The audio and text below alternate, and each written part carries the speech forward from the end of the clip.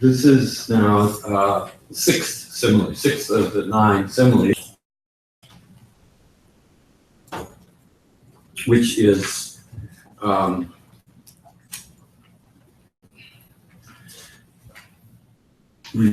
referring to specifically the casing of a fruit. As the casing that in which the seed of a tree exists prior to, first of all, the fruit comes when the tree is fully formed and generates fruit. So we're starting with that fruit. Inside that fruit lies the seed around it.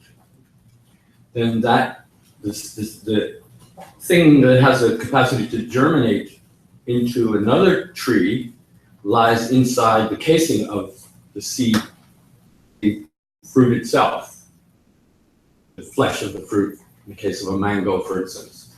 And then in the verse, this is verse 115. Just as in this translation, it says germ of a seed, and I noticed that also Rinpoche uses the word germ of a seed to a compound which is combination of seed and sprout. I don't know if that's an idiom which says germ of a seed. Literally, it means seed and sprout. Sprout. You can do some study yourself and try to understand precisely what that means. So that seed sprout is inside the fruit, and it's the casing of the fruit, which has the capacity, and so that seed sprout is for the Buddha nature. And then the casing around it, remember most seeds have an outer casing, and then the fruit itself is something that covers that essence on the inside as well. So all of that external elements that are metaphors for the mental afflictions of ignorance and the rest. In the fruit, at the stage of a fruit, the potential for that fruit to turn into a tree, in the verse it says king of trees, I mean, it's another prolific tree, exists inside that seed. It says, it describes that quality as of having the potential to germinate as being imperishable, meaning that in a sense infallibly to produce, in fact, that tree.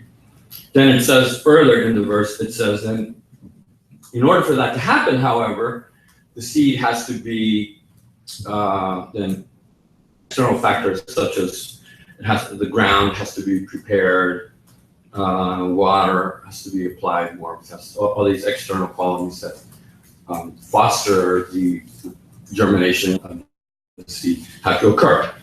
So that's just like that. Then that's verse 115. Verse 116 then makes the connection between that and the actual meaning that it meant to convey, which is to say, within all sentient beings, ordinary sentient, well, at this point, prior to achieving the transcendent path, in those beings, meaning beings of not yet become Aryas, then inside of this covering of the fruit, this covering being a metaphor for other mental afflictions.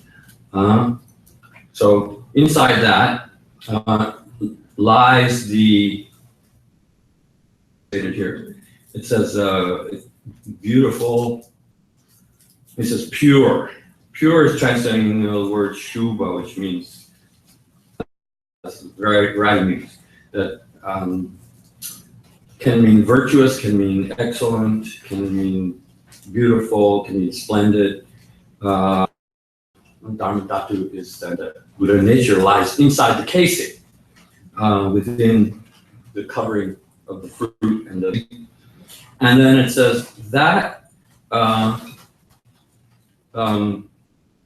of this or that virtue. And this is in verse 116 now. So the basis of this and that virtue is a variety of virtues, such as the virtue of generosity, morality, virtue of patience. Those paramitas, by practicing it, then that seed, in a similar way to the metaphor, in a similar way to what's described in the previous simile, becomes the king being who is the king of sages, who is the Buddha. So just as that seed has potential to become the king of trees, there has the potential to become the king of sages, the Buddha. That's 115, 116 describing the sixth simile.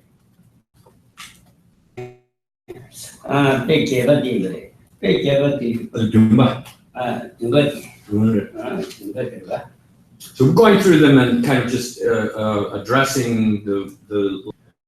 I urge you to read the verses from start to finish. It's a very elaborate analysis of their meaning in terms of the path. We're not really taking the time to go through. Anyway, next one is the seventh symbol.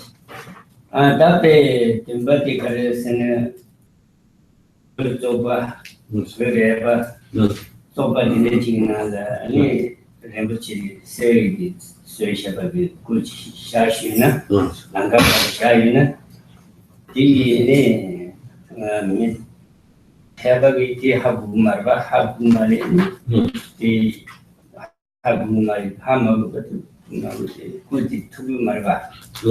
The high maybe in Jampa, Rinpoche Kuyaris, Language Yasuna.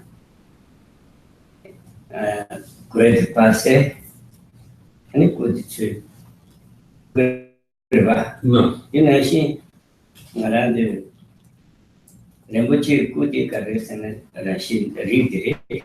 Liberty, young but better. No. Around the thing. Any young bed who's very bad. Then it decision in the areas.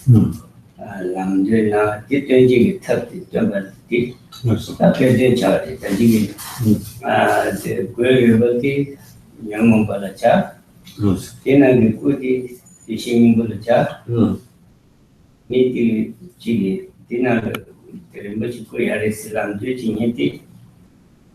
Sanjay is just number Sanjay, and dinner, among post to the singing Buddhist. Any Sergi, Sergi, any Turton, any same between you to Tungurva, but the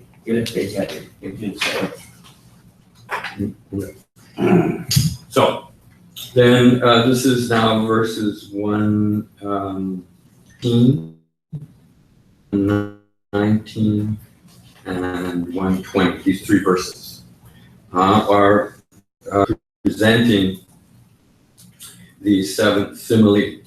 And at the outset, there's an introductory phrase which identifies the mental afflictions as being represented by the tattered cloth. And the Buddha Tathagata's element, the element of the Tathagata, or the seed of the Tathagata, is identified in the simile as a jewel image wrapped in this tattered cloth. So then the first verse, 118, describes the simile, and then 1 and 120. Let's see. Describe how to interpret the simile. So the simile says that simile, the image, this jewel image in particular, a jewel image of the Buddha, of the conqueror, or the Jinnah, so of the victorious one, as an image of the victorious one that is made of a precious material, of jewels, in a tattered and foul-smelling garment, and then vertically then left or dropped, or here it says cast off, or lost, as it were, on the side of a road. And if it were lying there, then the ordinary person would not take notice of it because it would be covered in this unattractive cloth. But if a god being the worldly god who has this divine eye, able to recognize what lies within it, image is a path. There's a path, right? And then there are the travelers on the path. The travelers on the path are beings such as ourselves. Then the god would, with seeing that jewel image, that precious image inside the cloth, would then inform travelers of its existence in order to, and he uses a very kind of, let's say, evocative term. It says to literally set it free, which means, actually means more what do I say, everyday sense. It means to expose it, but it has, the word is literally to set it free, as the resonance of liberation to it, which is obviously for the image. Then it says, like that, last verse, verse 120, then applies it to what the Buddhists do. 120 says, 119 and 120 make the connection saying, the one who has the unobstructed eyes, right, one who has eye of no obstacle, perceives this jewel-like Buddha quality in all beings, including animals. Because of that, recognizing that with that nature, which is concealed by stains and other defilements, then in order to free those beings, free that quality, then the Buddha provides the means of doing so. So, and then the last verse kind of concludes the God with divine eyes, seeing the Buddha's image wrapped in a bad smelling garment and rejected on the road, would show it to the people. He says here, retrieve it. That word retrieve it means in order to make it become evident or become known, sets it free. Anyway, the Lord, and then this is the Buddha, perceiving even among animals the essence of the Buddha, thrown on the road of transmigration, the road of samsara, with the covering of a tattered garment, which symbolizes the defilements. Then he teaches the doctrine. The Buddhas teach Dharma in order to cause that Buddha nature to be set free.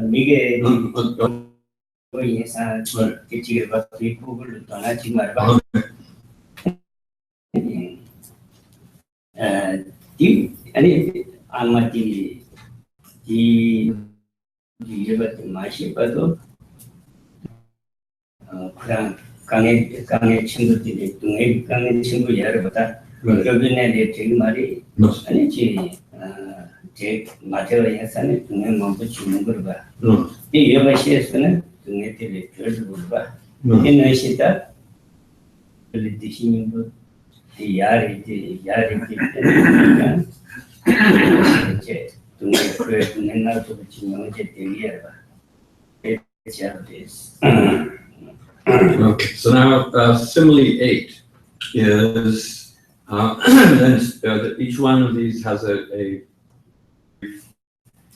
introduction which identifies the afflictions and the element in the simile that represents the mental afflictions, and the element in the simile that represents the Buddha's essence.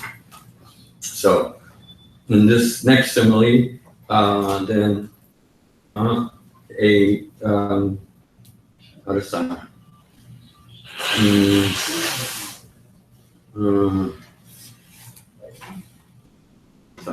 A woman, a pregnant woman, it's all it says is pregnant woman in the introduction. It says a pregnant woman is the image for the mental afflictions, and then the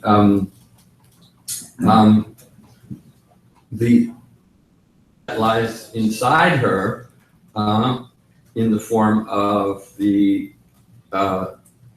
stages of development, of fetal development, represent are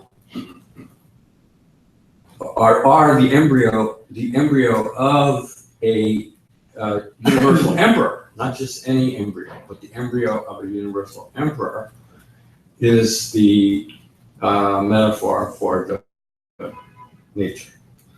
Then in the verse, first verse 121, it gives sort of more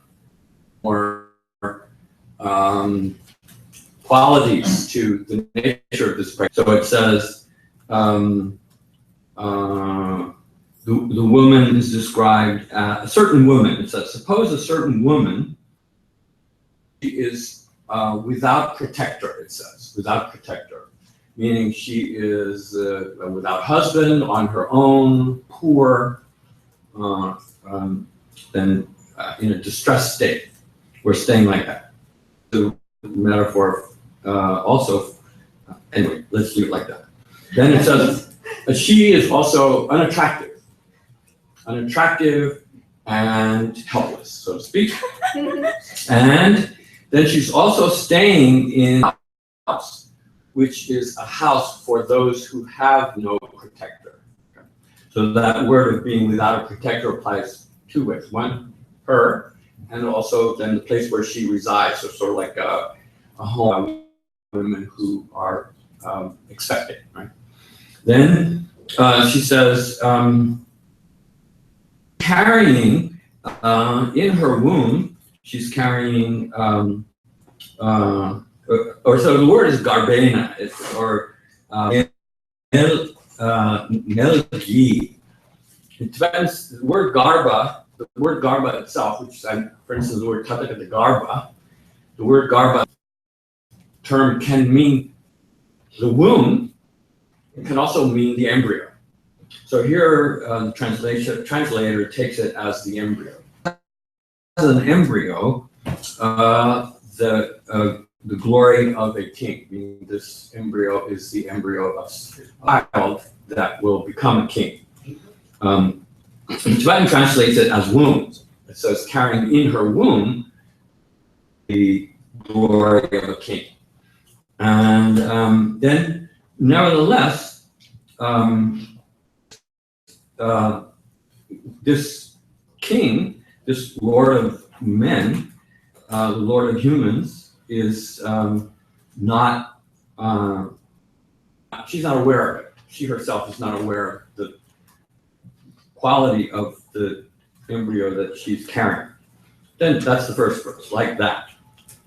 Then verse goes on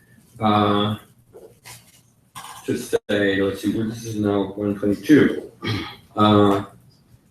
The connection says, here says generation of worldly existence. He means birth in worldly existence, birth in samsara. This, and he translates it orphanage, but he's meaning that most people. So samsaric beings in a state which is like a place for those who have no means of saving themselves. And then the pregnant woman is itself a simile or a metaphor for impure living. Then the Buddha nature which they possess within them, ordinary sensory possess within them, is that embryo.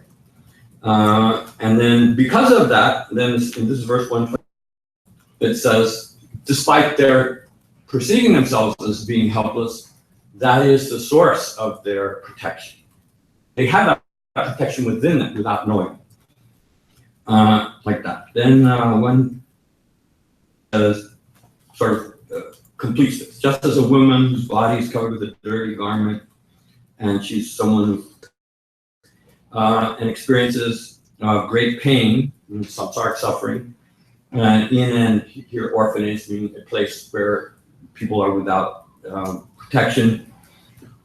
Even though the king, this embryo of someone who will become a great leader of men, relies within her womb, those living beings who are dwelling in the house of suffering, misery, and whose minds are quiet, whose minds are agitated, then that's just her unattractive appearance, right? Not quiet, are the disquiet beings' minds, which is due to the mental afflictions. And then we, as suffering, agitated living beings, samsaric beings, we imagine without a protector. when those protectors are in fact residing within them. That's the symbol.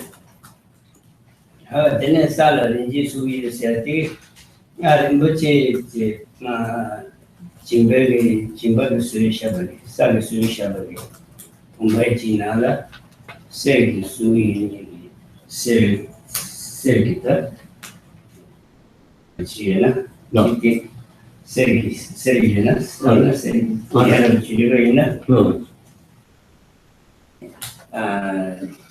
Niti Karasuke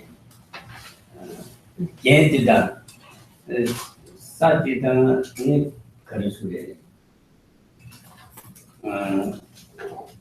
Yamot Arante Yamot Sungaraba then on the river and put it to fishing you ne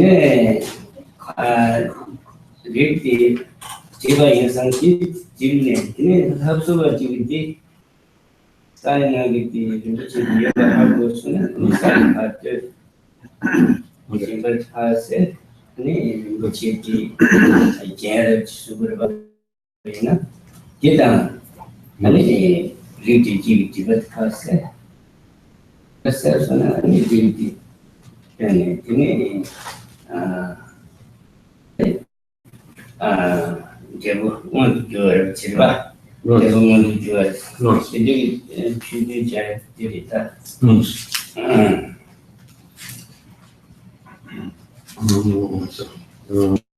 Yeah, but Jimuna said by the ship, also that I'm scheduled Chavas, No. say, It's been on the Shuma. So now the last simile is a golden image, which is represents the Buddha's nature, and the covering of the defilements is represented by a clay that is covering. This simile is one that involves the craft of pouring molten gold into a mold. So the image, the golden image that lies inside the clay mold, represents Buddha's nature, and the clay mold itself, that earthen covering, is the sheath that obscures the image inside. The last one. Then it says, suppose a man who knows how, it says a knowledgeable person, in this image, initially the gold is molten. Before you release it from the mold, you have to wait till it hardens, until it's to take the mold, to break the mold and release the image that lies beneath it. So in this first verse, there is this notion of being knowledgeable, of the artisan who knows how to make the image and when it's appropriate to break the mold. So it says, suppose a man who knows how to make a statue, seeing that the statue filled with melted gold inside, outside, has become cool. So then it's hardened. Then in order to, and he uses these words, to purify that inner gold. And purify, it doesn't mean the gold doesn't. The idea of purifying is, to bring it out of the mold, to complete the process of making the image, then removes the outer covering. He breaks the mold. Then, like that, who has got the highest enlightenment, perceives always the radiance of the innate mind and the occasionality of the things, purifies the world, a mine of jewels purifies the world. Here doesn't mean physical world, it means beings, which is like a mine of jewels, meaning that it's a source of jewels, then purifies it from those obstructions in order to make those jewels available.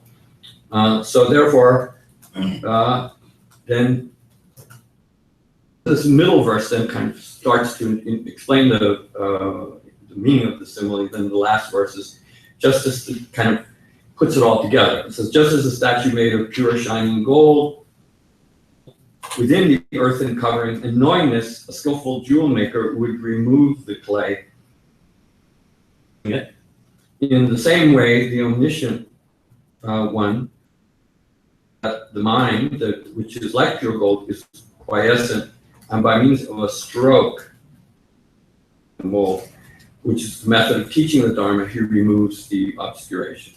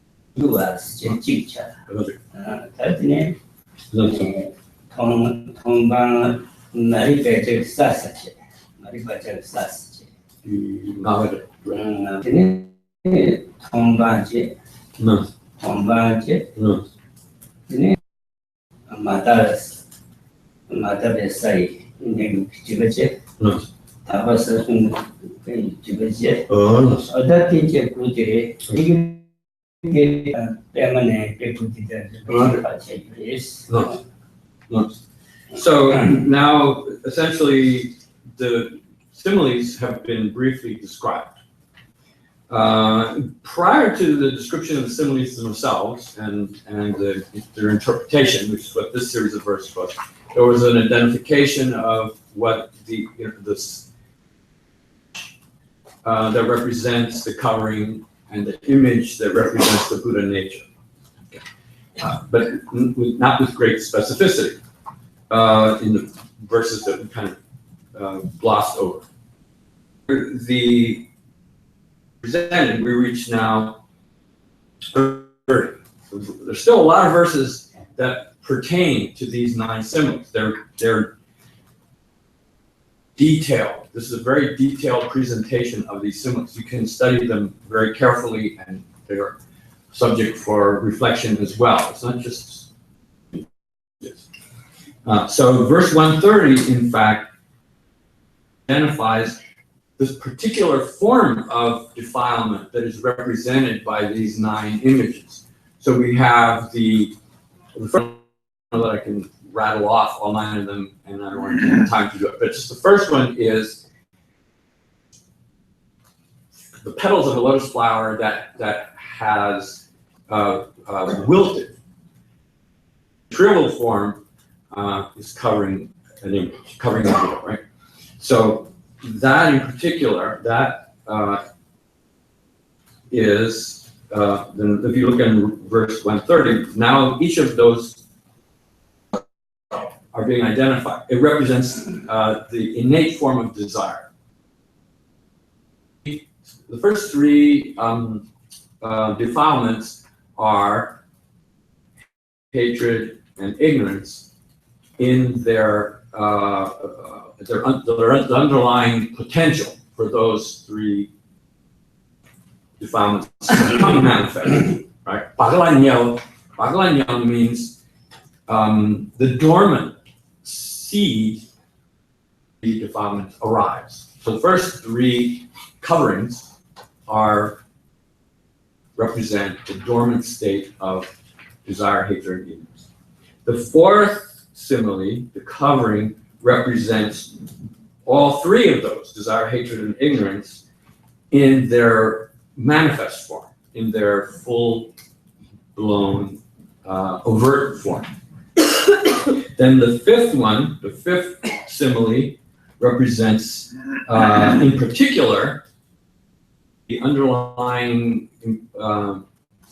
impression or the underlying tendency. The impression left by ignorance is number 5, and then number 6, the defilements that are eliminated by the path of seeing, on the transcendent path in particular. Number 7 is the defilement by the path of meditation, so specifically.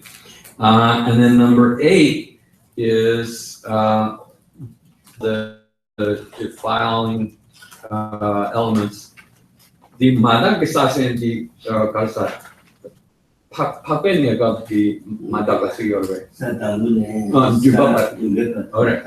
So number 8 says the defilements as they remain levels, means on the impure bodhisattva level. So from the first bhumi up to and including the 7th bhumi, the defilements that are exist at that stage.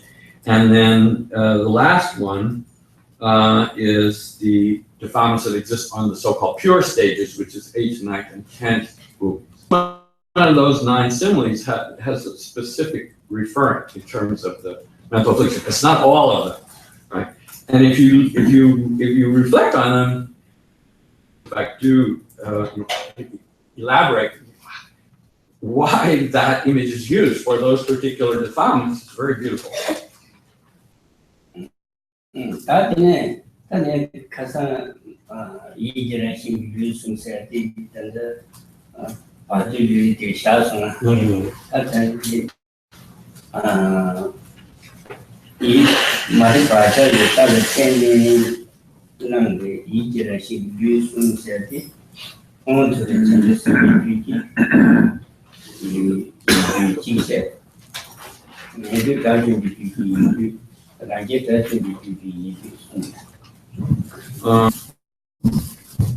그래서 말을 바짝이 싹. 디 중에 유승 여러 이유승. 맞어. 디 이유승이 자주 생각하는 게 아니 이게 민상이 이제 잘 생각하는 어디 명언에 됐지만 정말 이기 유승 세슈가 디 나와는 중요해. 디 말을 아저 사세야 지가 기카디로 디투가 기내 커서 유승 세티 바디비 대샤비바 다 단데 디데는 유승 세티 어디디 아무튼 이제 유승바다는 조자좀 바란 게 유승 among these 9 kinds of obstacles or defilements, the 5th one in particular is called the impression that's left by ignorance. Ignorance has been removed. So the way to understand that is that there are 3 mental bodies that are identified in this body of instruction. So in the previous class, the body of a bardo being a subtle body, one that does not have any coarse physical elements to it,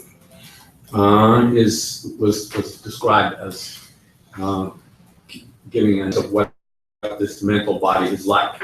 The 3 beings of the mental body, in fact, obstacle. The fact that we are still subject to a mental body represents a limitation. So another way of describing the bodhisattvas who are on the pure levels, 8th, 9th, and 10th bodhisattva bhumis, is to say those bodhisattvas who have achieved mastery in things. Wangtoba, which is another subject. They have, when they reach the 8th level, they have a mastery over a number of things. Some of you perhaps know. Bodhisattvas are the ones who possess a mental body. Then second and third examples are the two kinds of Hinayana arhats. The arhat of the list, of the solitary realizer's vehicle. Those arhats too lack any mental afflictions, no, or the seed of ignorance, but they still have the impression, which is left instances of the existence of ignorance. So that's fifth defilement. That in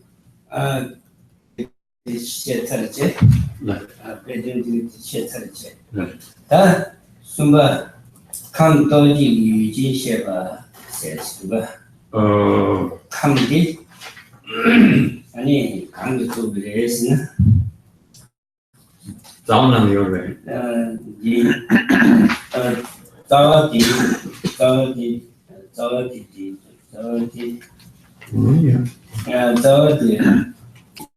And don't get it. The other need to stop in search. But some division. Then the get the devotee in your way. Denied. So not no, just chumming your way. So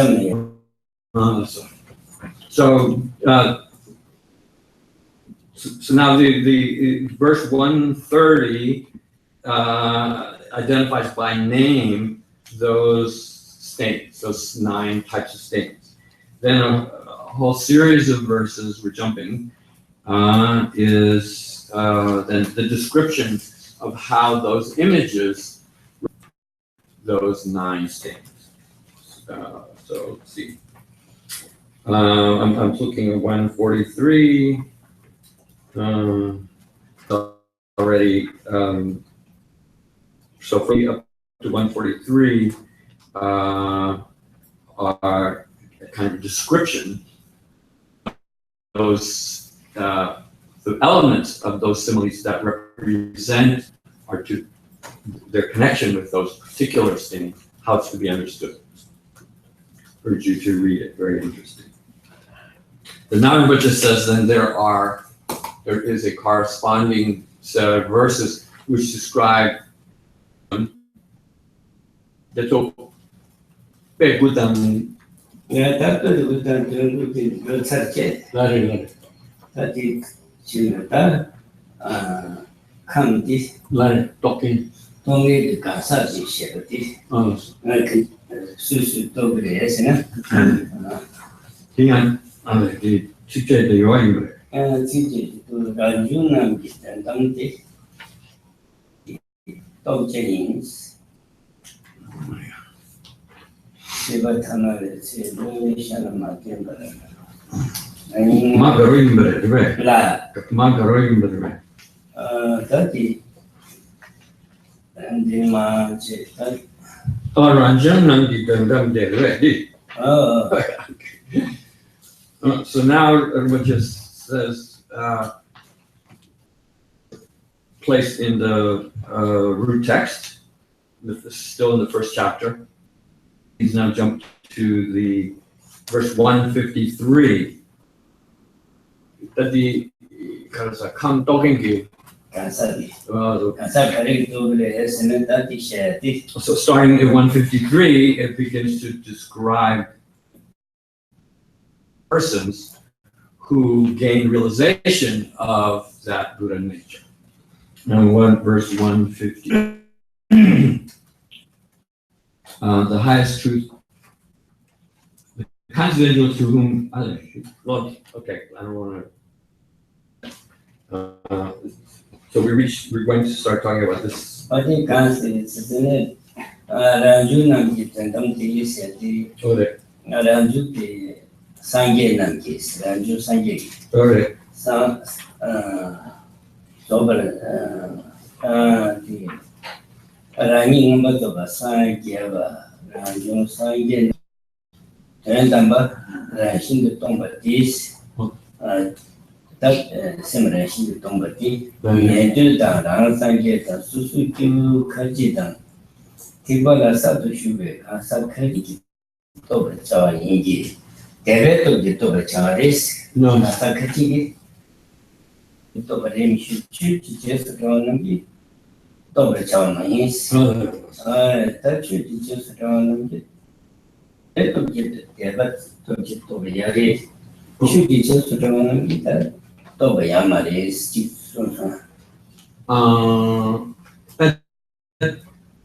Sati, Kasa Shibuto to direction, Letobra, Tampa, no, Sangage, only Nianduja, Rangaje, Susuki, Kajitan, only Nianduja, Sangage. Susuki Kajije, Tibala Satu Shubeka Sakaji.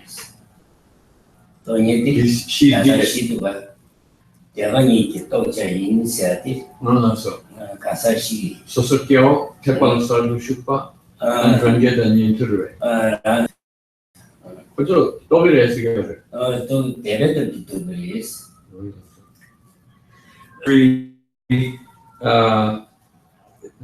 Main is that certain beings only have the capacity to comprehend this Buddha nature. Understanding of it, they do not perceive it. So verse 153 says, so Swayambhuvam, talking about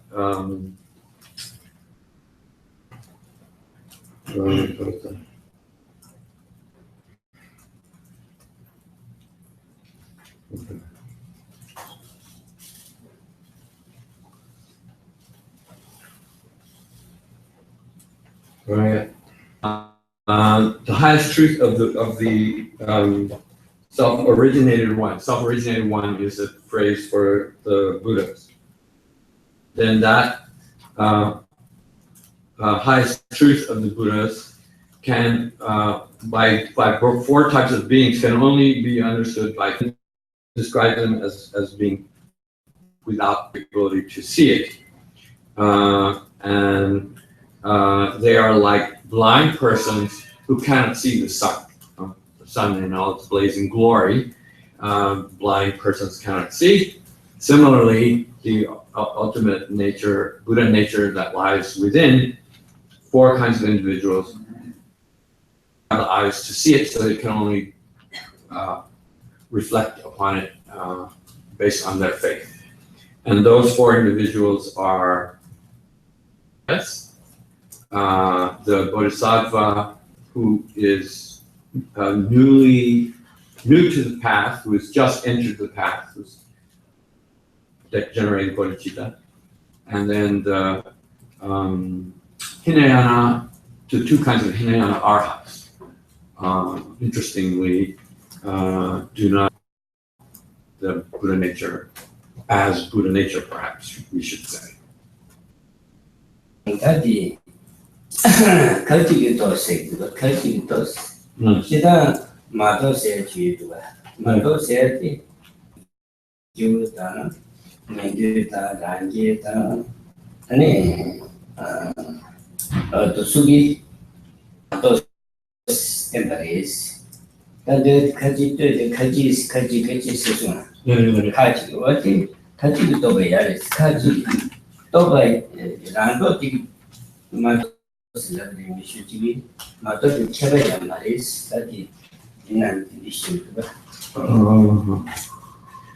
So this is now in the commentary to this verse. Okay.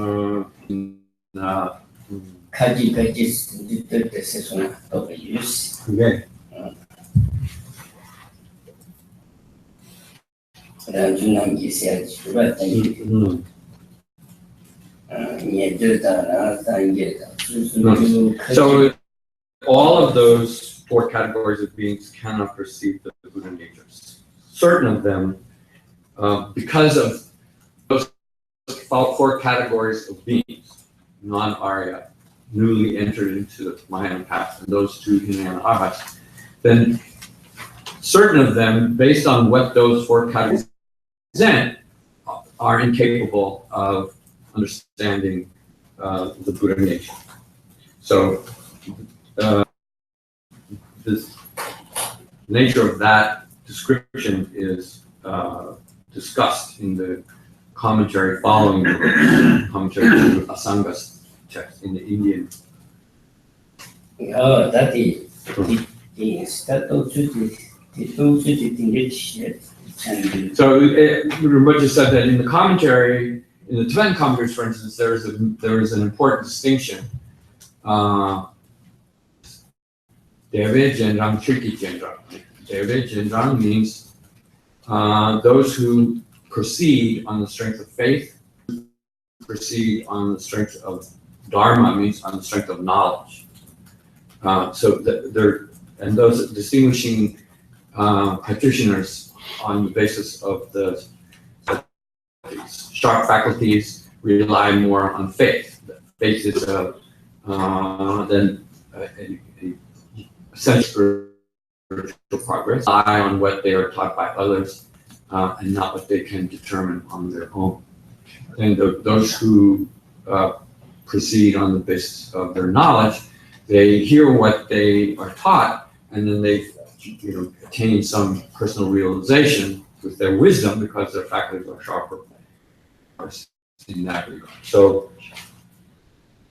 four types of beings, and particularly the ones who proceed on the basis of faith, are the ones that are referred to.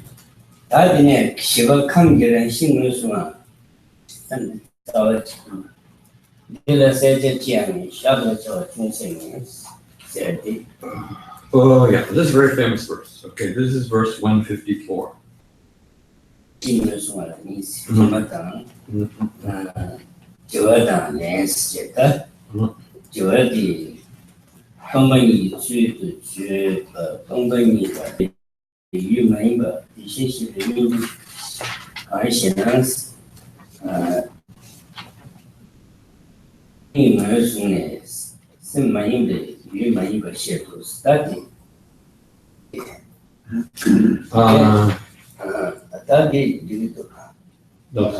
So 154, verse 154 is addressing the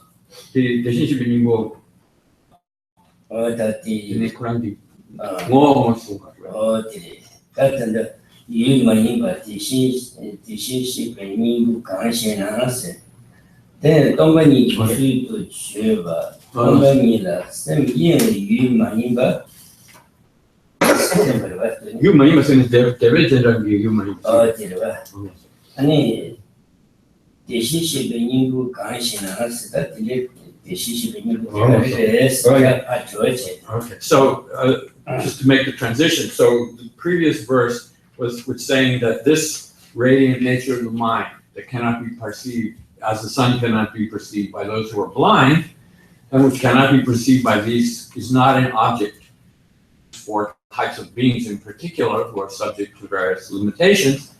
Then we get to verse 154. Well, what is the nature of that thing which they do not perceive? It's saying it is the emptiness which characterizes the embryo of the Tathagata, or that Buddha nature, or is describing that aspect of it.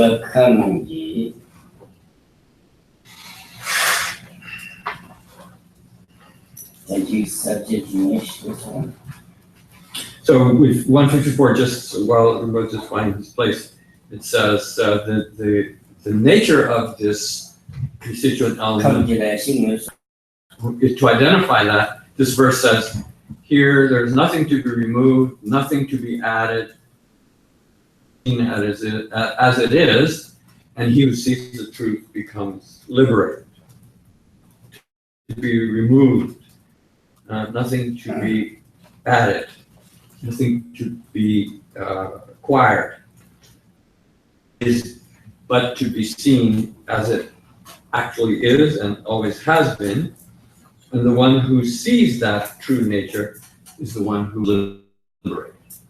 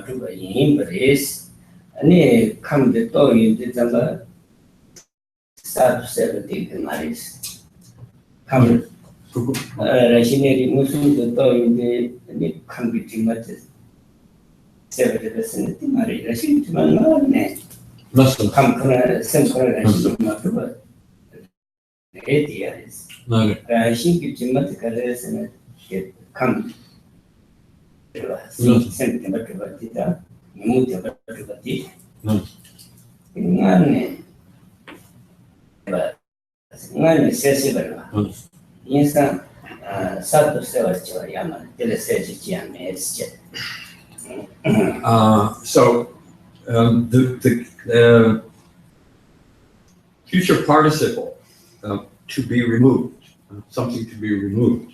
There's nothing to be removed. And the way to understand that is two ways.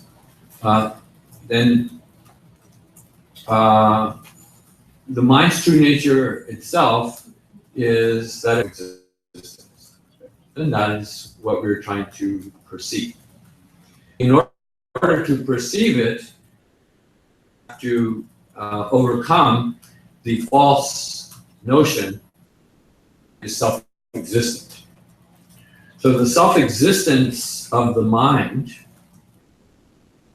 and the notion that the mental afflictions also are self-existent mental afflictions, two qualities, have never existed in the first place. So they are not something, when we perceive emptiness directly, there's nothing actual in order to perceive that. So that false notion of self-existence is something that conceptually is something that we have to move from our minds, that error, but it does not represent anything objective that is to be swept away, so to speak. No, that can be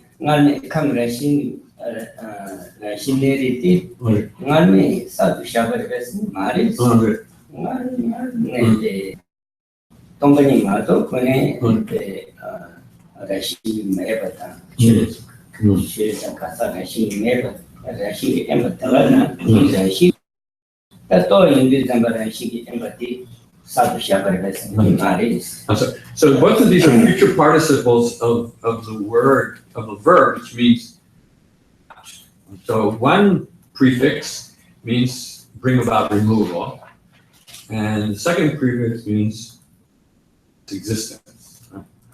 Apaneya, upaneya. Right? And so in Tibetan, apaneya means selva, means to be removed. Upaneya means shakpa, means to be produced, brought forth.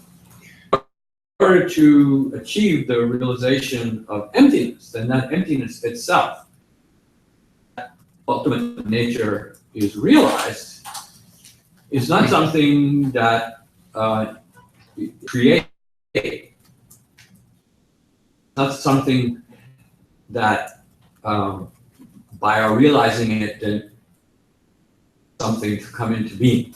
There's nothing to be brought into being, right? That ultimate nature of the mind is something that has always been there.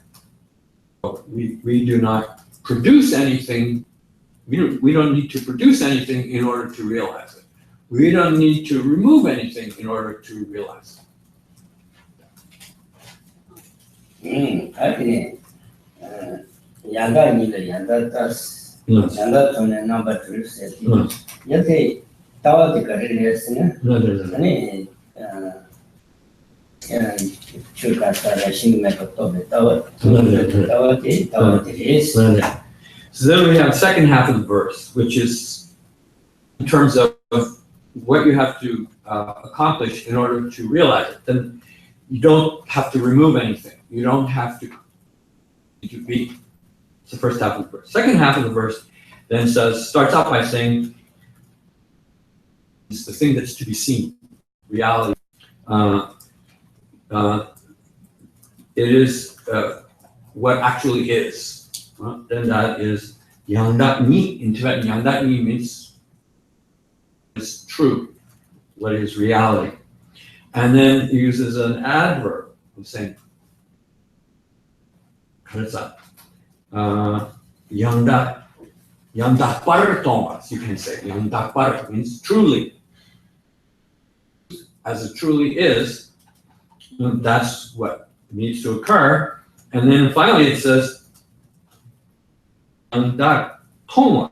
Yangdak Toma means then the person, Yangdak Da, it says. Yangdak Da means the seer of truth. And attain that. So they use the word reality 3 ways. One is as an object, one as in the seer of reality, and third is the manner in which you see, as it is. So the seer to see truth as it truly is. And in that way, one attains liberation. Number 2 세트 대결에 양가를 타와티 탑기 잘 챙기시면 거네요. 양도 공부할 때는 아니 이래 number 2 상기 주고 맞 투그레스. 양다톤의 number 2 스타트 Yes. And then the result, which is the one becomes liberated, it means liberated in the sense of Sangye Guanto. It means we're talking about achieving Buddhahood. So in order to be liberated in the sense of achieving Buddhahood, it's not enough to see that reality. It also has to be meditated on repeatedly over an extended period of time, and it needs to be accompanied by all the elements that represent means. And in that way, then liberation will come about. Yeah, that in it. This is all relating to verse 154. Yeah, that in it. That in it.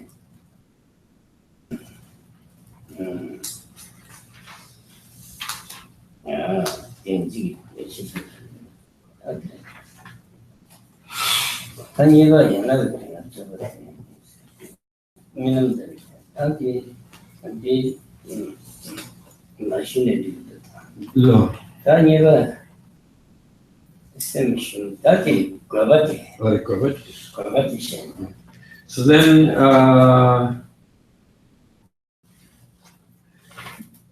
right there. 과바티를 단위가 means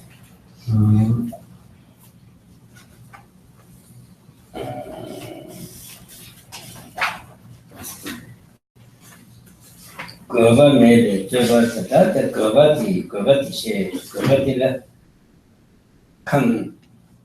come share the government 야 선제 단계라 상기 민구 유지 지다티 송디 송바라 government 지반남라 송 그러나 지반남라 송 그러나 대다가 땡 또비는데 대 지반남라 송은 아니 송데 거가 양말했어 지반남라 송은 대다가 땡 또 대다 지발을 땡기네 지발을 또 말이지 또는 말 생각을 접었다는 그거에 접었다 그거는 무슨 다시 한 때마다 그거야 말이야. 그거에 집을 띄우면 아니 집을 띄네 하고 말이 있어. 다시 이 렌즈도 다시. So 154, 55, 56, 57.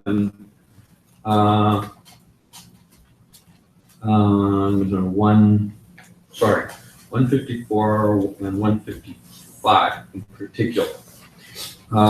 We've covered 154. This is something that follows on with Buddha essence, which is not going to take up. But starting with 157, okay, 157, I believe, if I'm not mistaken, starts the topic of what is the purpose of the instruction. What's the reason for teaching this topic? And then the point is raised in the commentary sort of to frame that discussion by saying there's no purpose to teaching the Buddha nature because it is such a subtle and profound subject that if it's taught to balas, bala means the immature beings, spiritually immature beings, spiritually immature also non-Aryas, not be able to understand it, they will not be able to perceive it. So there's no purpose, there's no benefit then, because they cannot comprehend it. So that's raising a hypothetical objection that there's any purpose for teaching. That's Simmission Simjane near Matamus. Yanda Minji Yanda Chula Good. Kena Kanda Yeva Kela Teta Soon starting Naya, still not say chicken. No, it's not. I need to it's done. Gobati, I did. You have a share, so not Goba. No, Jupiter.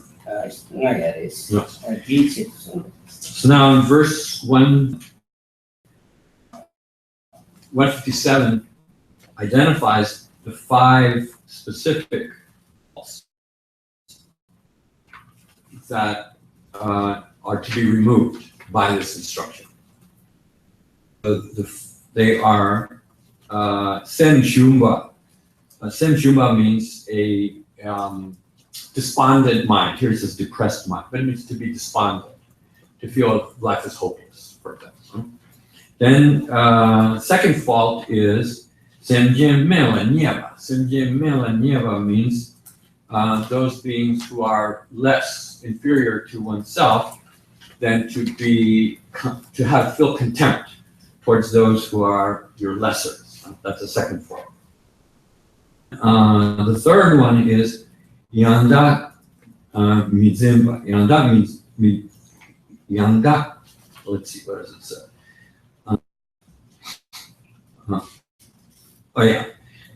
Yanda Mizin, Tibetan, it's Yanda Mizin means it's not to grasp things correctly or not to grasp reality, but actually it is the opposite of that. It means to grasp things improperly. And to grasp things as being self-existent. Right? Then there's a cling to things that are unreal. Right? Yeah, oh yeah, that's the yanda mayimba means relative truth objects are not real. To cling to them as real. That's the third fault. Here it says clinging to things that are unreal. Clinging to them in the sense of falsely believing them to be real.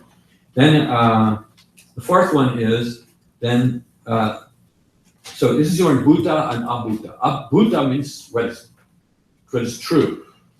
So things that are untrue means things that are unreal. Then fourth fault is use the same word Buddha. Buddha is the Buddha Dharma, means the true Dharma. Then discrediting it, apavada. Apavada means speaking ill of what is actually true, speaking ill of this. That's number 4. And then the last fault is atmasneha. having attachment for oneself as being superior.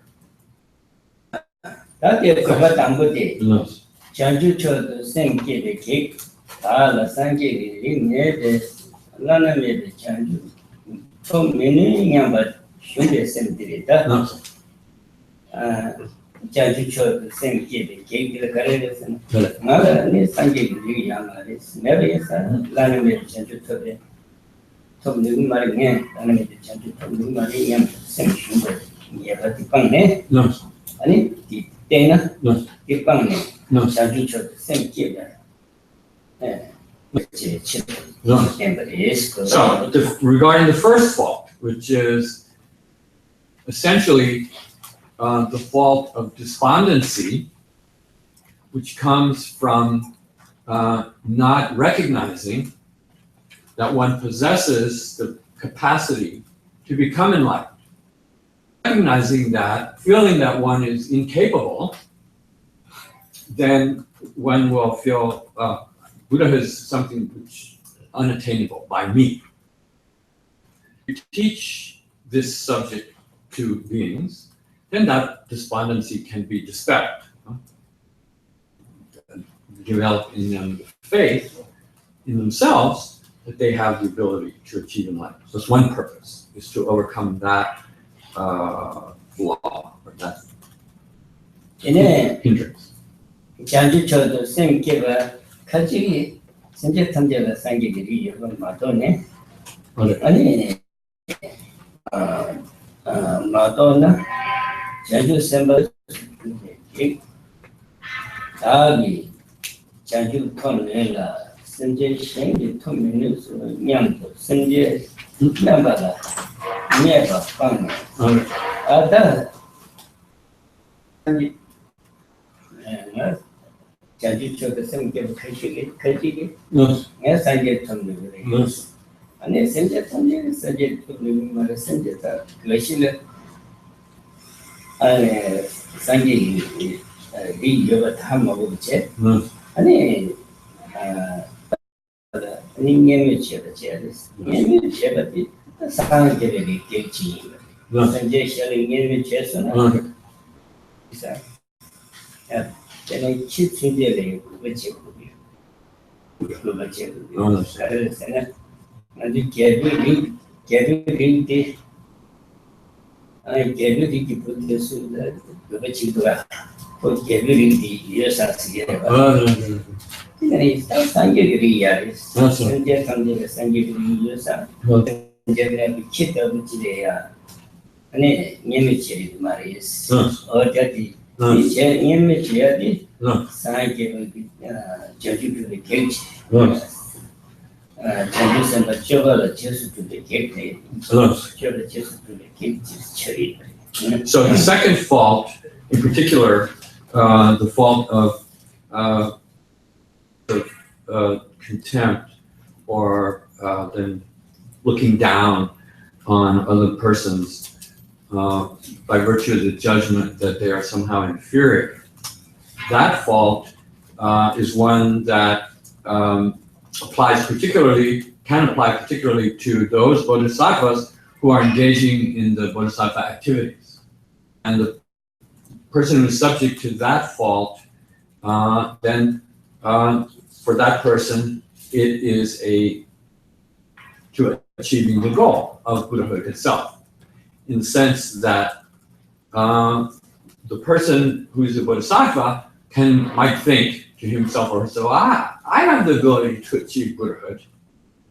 Confidence you have, but then you make judgments about other persons, other beings, and think, oh, these beings are capable of becoming enlightened. So because of the lack of understanding universal, then one might feel, one make that distinction and be dismissive of certain beings.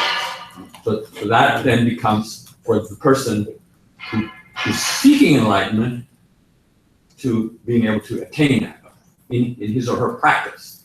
And so the practice it will damage the practice. So then one way to think of that is if we have an understanding that Buddha nature exists everywhere in all sentient beings, then take, for example, a dog. We have to have a sensitivity in which we perceive in such inferior beings as animals and dogs, that they too have the very capacity to become enlightened that we ourselves have. We should feel the same kind of respect, even reverence, towards all sentient beings equally. So, for instance, we say of the Bodhisattvas, those whom we think of as those beings who are on the way to enlightenment, they are of the Buddha family. They have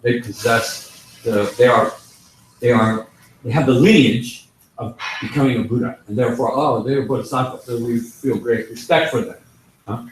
We should have that same reverence for all sentient beings, because all sentient beings have that same quality. They are all Buddhas.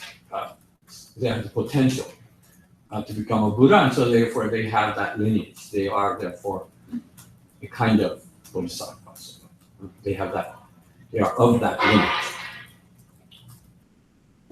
那现在他们这早讲了关于不了解图了嘛，现在个是理由他们不了，对，他现在他们这早讲了关于不了，早把理解图了嘛。For instance, so bodhicitta, right? Bodhicitta is supposed to be our main motivation. Our bodhicitta, the one aspect of bodhicitta is the compassion that is motivated to lead all sentient beings to enlightenment.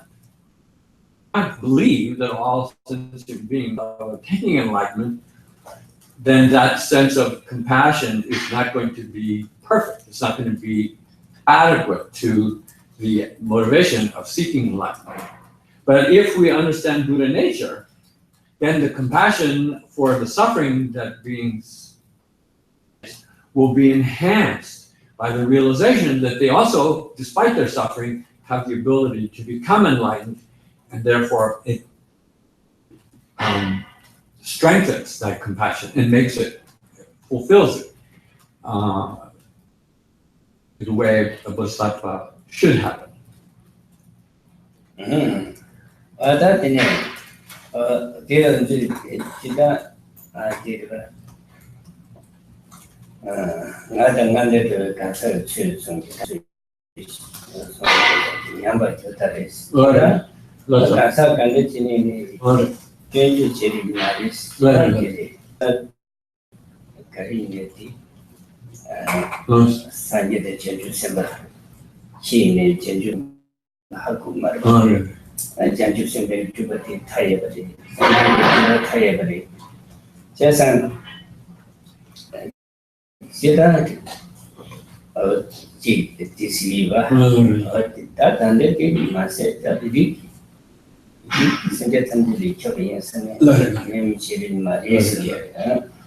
So there's a famous passage because of the meriton tell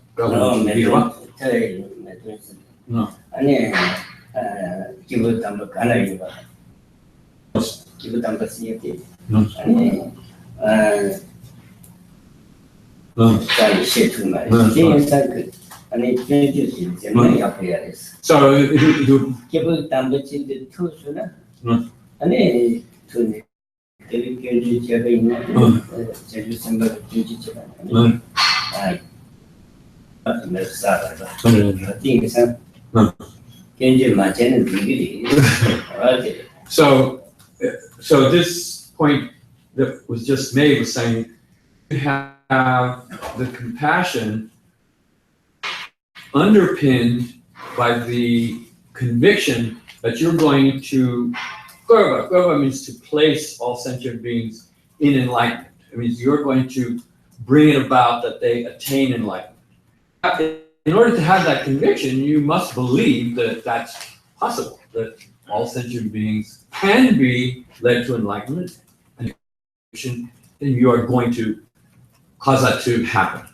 So that is one way of saying that a Bodhisattva should never have a negative judgment about other sentient beings. All sentient beings as having that pure essence, which makes them worthy of proper respect.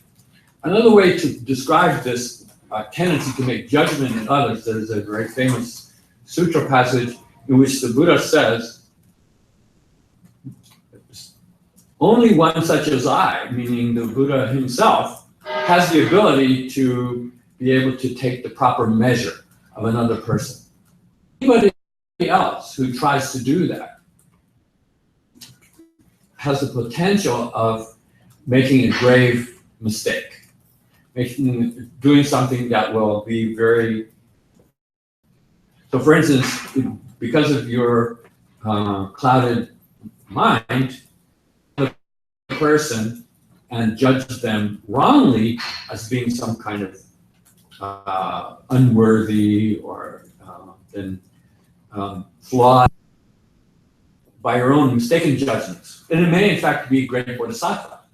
So if you judge someone as being inferior, contempt towards that person, and in fact that person is a great being, that is horrible, that is some serious and very harmful karma, which you unwittingly have committed because you misjudged the person. Better not to make those kinds of negative judgments. Then the word Bodhisattva Titsula Tananche would have said, so we say Danang. Danang means better to have pure appearances. Pure appearances, it means in a positive light and not judge negatively.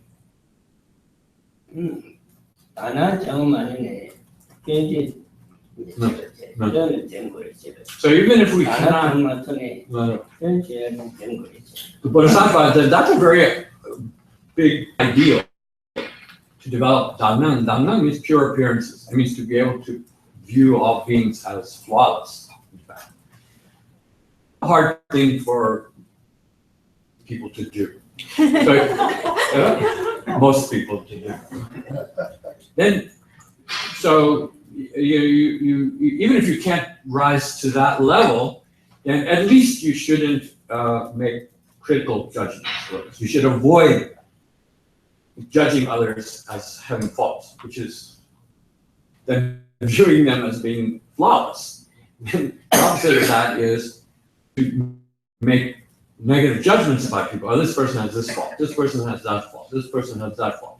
So that's a tendency that is we do, and therefore it is one that we should and try to stop, avoid as much as possible.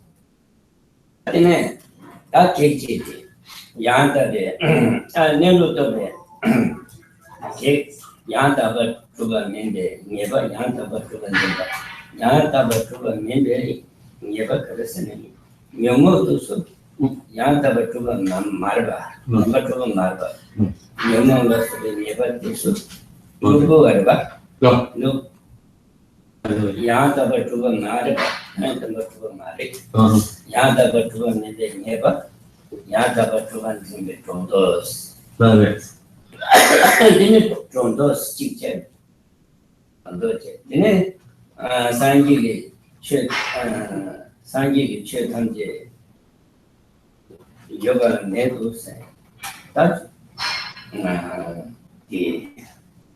the come singing number taba sangi should tangent yoga netos over this. No, good day. So the continue is okay. It and Yadaba, never Yadaba. Yantaba to one Zimbarba, it from Doce. And children number tabe, and Sangi Chil, a chicken, Jung with that. Chinam meadows here, the pointed chicken. Nandam kuwa tabari. Toto berwa.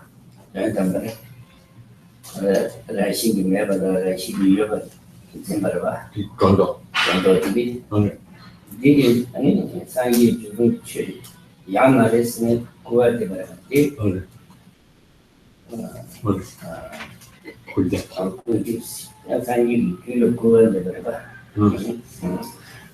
So then faults 3 and 4 are linked.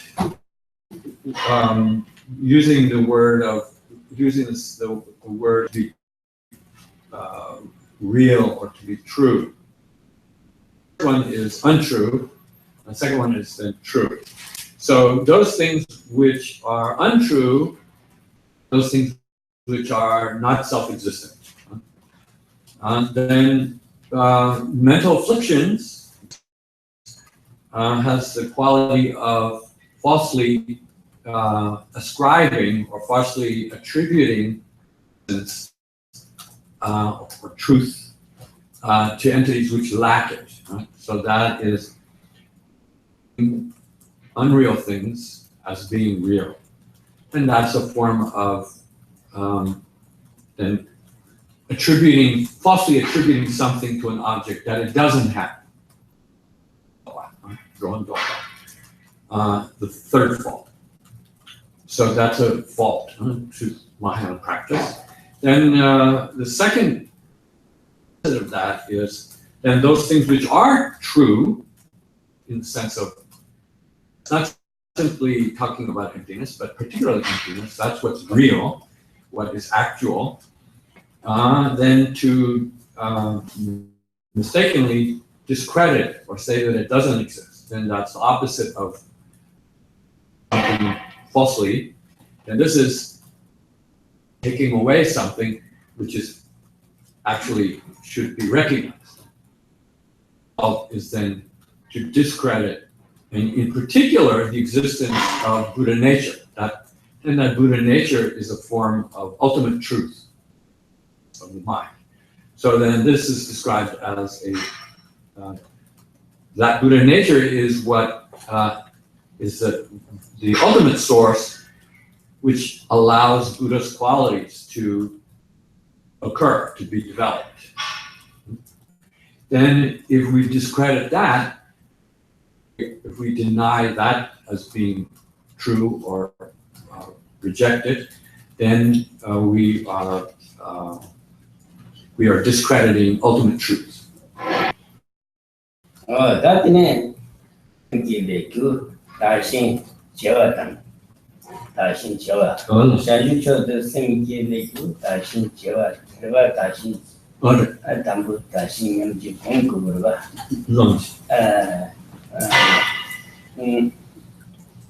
Niela Tanim Kongurva. Darshin. Janju cho the same give good Darshin Jawatan. Darshin Yambi to Toki. Darshin Zigi. Yoga. Unity. So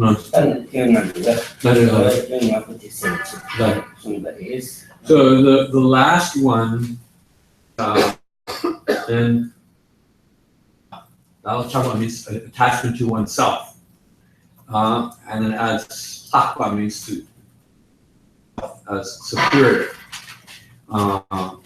Then in the Sanskrit, Dāla is affection for oneself. I mean, it's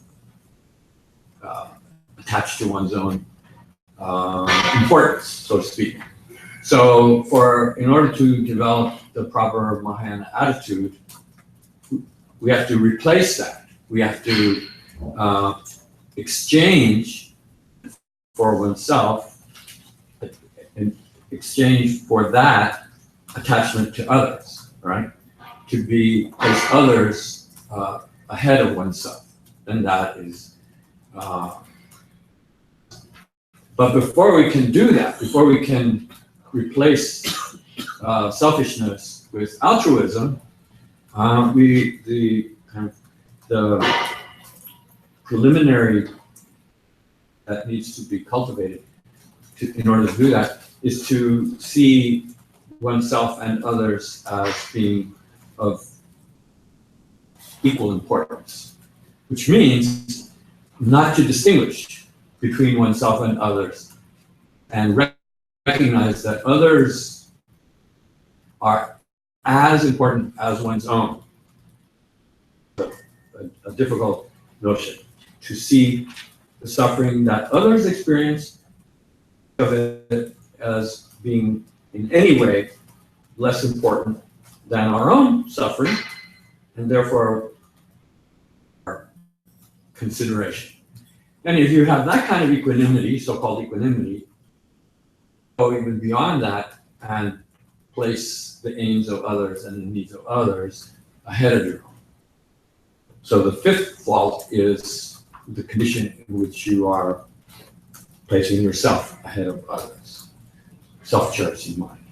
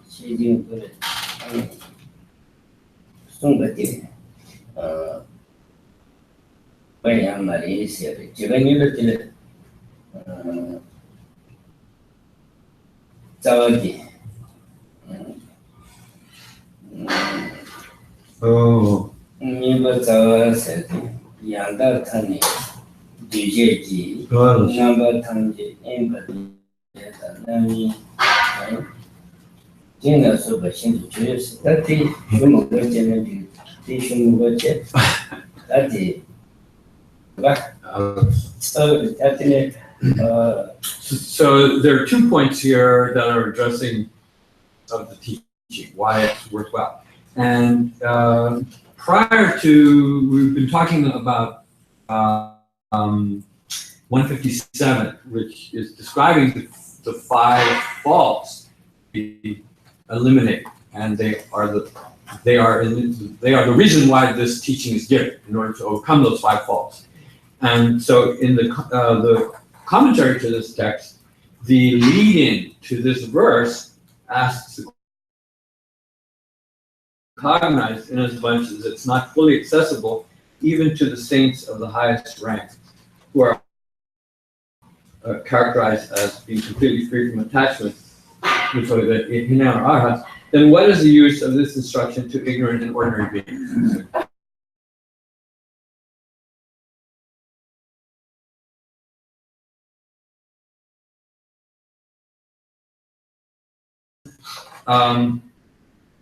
Is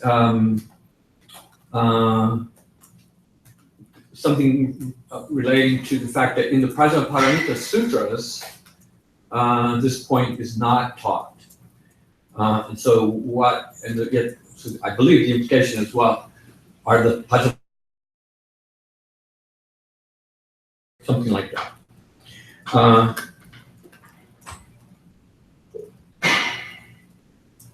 So, which it does not want to dwell on the second, what he says is the second question, saying that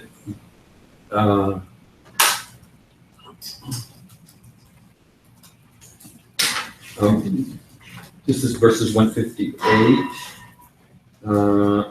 Rather, yeah. 8 and 59 sort of address a second point, which Rinpoche doesn't want to. No, can't. So do it. Let it.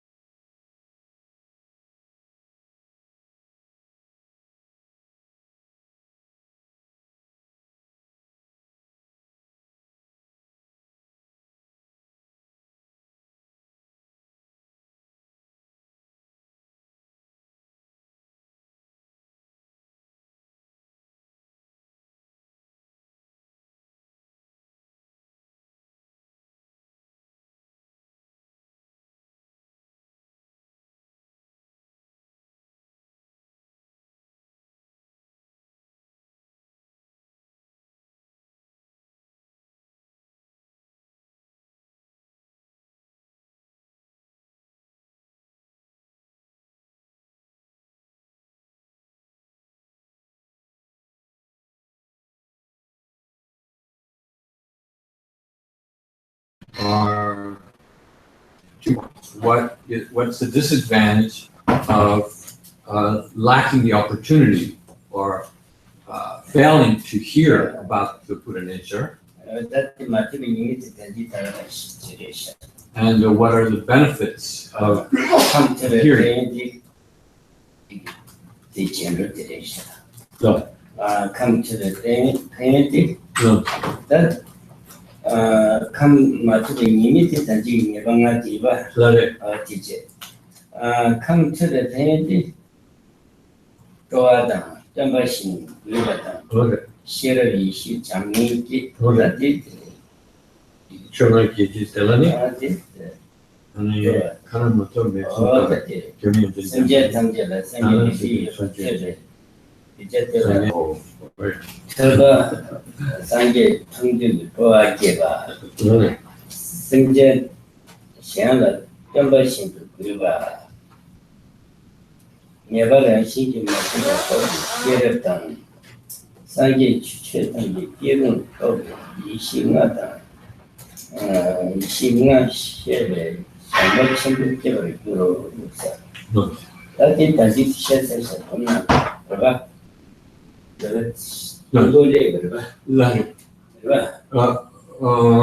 So these series of verses that conclude the chapter describe kind of the implications of these five faults. And then verse 166 and 167 describe how you avoid those five faults in particular. Yeah. So it says, verse 166 says, through hearing this subject, means through hearing it, then you gain draw. Draw means then it's the essence of the virtue of effort. Draw means to feel the impulse and to exert yourself. And in order, if you feel something is worthwhile. That talking about Sanjay is doing, Sanjay is doing, Sanjay is doing, covering Sanjay is 강연에 줘야 네. 줘야도 성그래봐 강연에 줘야도 수술 내 전체 강연에 줘야도 성그래봐 Right. 가르치기 그래. So, in order to apply yourself, you have to have a certain willingness, a certain sort of inclination to make an effort. And that inclination to make an effort springs from a sense of the value, the importance of doing so. So if you feel that about some undertaking, that it is valuable and it is important, then you naturally will have the sense of a willingness to make effort. And it's so subtle. That is a kind of needs to exert yourself, but there's a certain subtle willingness to exert yourself, a certain kind of energy to exert yourself. And that's very valuable to have that. And that is the essence of effort, is to feel that inclination to apply yourself. So if you hear about the point being is, if you hear about the germ of enlightenment, if you hear about the possibility of enlightenment being universal and therefore residing in you, and if you feel I can achieve enlightenment, then there's a certain faith, a certain positive emotion that rises from that recognition. Because of that, then you have this sense of eagerness, this sense of willingness to exert yourself. And that's the opposite of that sense of despondency. If you feel despondent, then you don't want to do anything. Like when people get depressed, they are not able to make effort at anything. But this is the opposite. This is looking at it from the antithesis of that, is boundless energy. That kind of effort is that's the benefit of hearing this topic. So that's the antidote to the first fault. Then each one of the other is, then Denshin Guba. Denshin Guba means you will regard all sentient beings with the same reverence that you have towards the Buddha himself. Opposite of having contempt towards others. So like that, each one of those, the antithesis of each one of those five faults will be gained by instruction. The last two verses. Yes.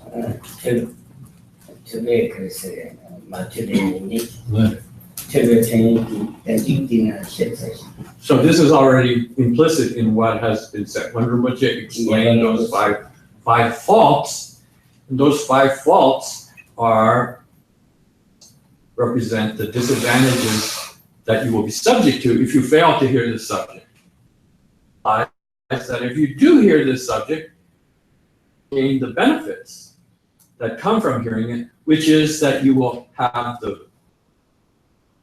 that are the antithesis of those five faults. So if you read the last two verses, it describes them.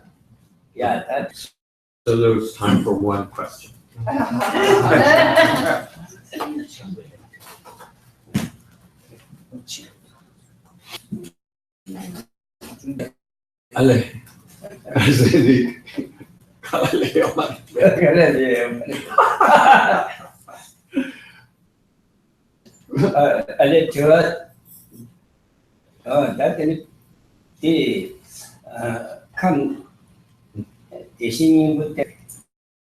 Listen.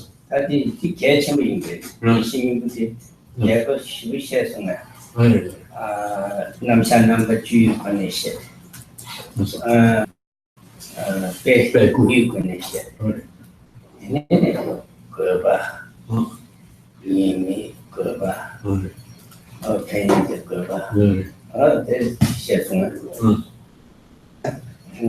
so then this concludes the first chapter. And within the first chapter, the three Ratnas were described. Following that, saying what the remaining four topics were: the Buddha nature, and the qualities of omniscient being, and finally Buddha's activities. And the latter four and the first three are. And then from that point, then the main topic of the remaining elements of the first chapter are describing the fourth topic, which is Buddha nature itself. Then the discussion of Buddha nature undertaken in two segments. The first one was that presentation of 10 formulations, starting with essential nature and cause, and so on. The 10th one being the undifferentiability between that Buddha nature and the Buddha's qualities. Then that's one presentation, one topic, one overall, essentially of Buddha nature.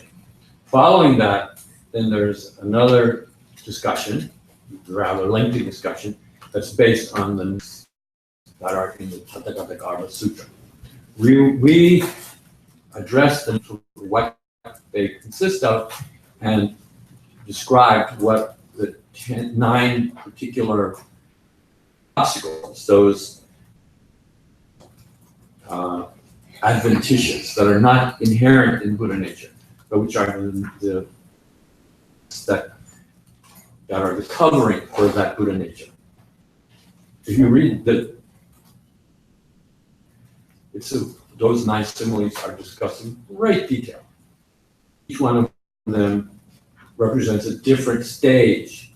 It starts out with the more gross forms of mental fictions and culminates with the subtle obstacles that apply to the Bodhisattva of the last 3 stages, for instance. And so the simile, 9 similes about the same subject. Can examine them and reflect on them. And the last topic is so then address the purpose of teaching this 4th topic in particular, which is kind of the heart of the whole text. Why it's important to teach Buddha nature, especially that we can be subject to those 5, and that's something to be aware of, and then to realize that this teaching is for us to free ourselves of those 5 forms. So that's the main value of this teaching, why it's necessary to teach it in particular.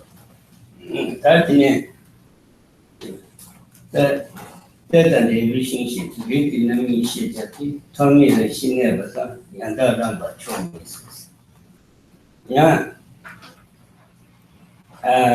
Rationality that can you bring in rationality that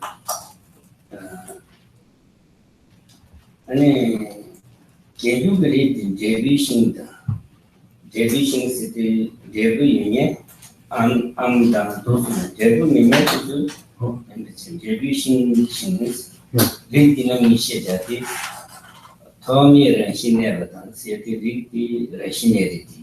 Tommy rationality, Toma Mevane. Never rationality. Yanda number 20. Yanda number 10. Can you read it? That's just that in petty jenny. You need the Sangi goose. Jampa Latin. Reading the Sangi goose. Soon told the rains, Tambu Kuni, Tambu trees. Chinese, that a victory. Can you read a rationality that can you believe everything? I mean, rationality Jambalatene, 죽을 때문에 아니 로고도 죽고 수분하면 고수인세 되는 죽을 죽고 숨지네 다들이 라신내리 때문에 죽을 그래스 아니 갱규 빌리 잠바라 때문에 수분하면 그래스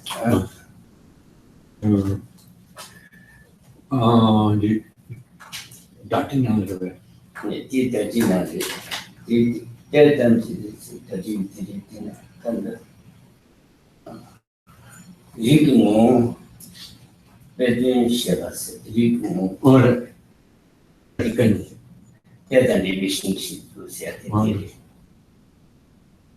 So in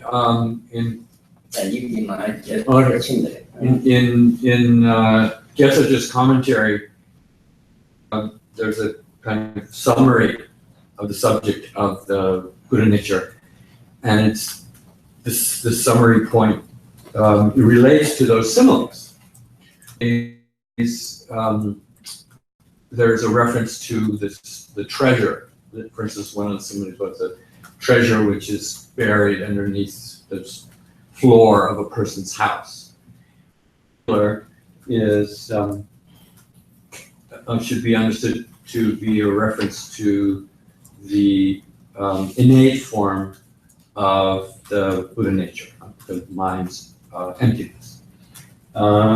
Then that is something which has always existed. It's something that unchanged, unchangeable, unchanging, and has always been. We have it now. We possess that treasure now. Treasure is one of the two main forms of Buddha nature.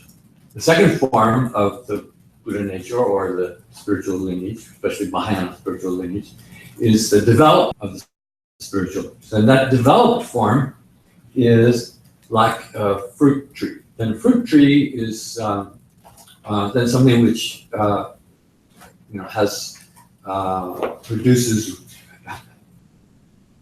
when it ripens and produces fruit. Then the developed form of Buddha nature is like that tree. So in one of the similes about the seed that is encased within it was the first simile we had this morning, saying the fruit of a tree encased in the skin and the covering around the seed of that fruit lies the potential for that tree to reappear.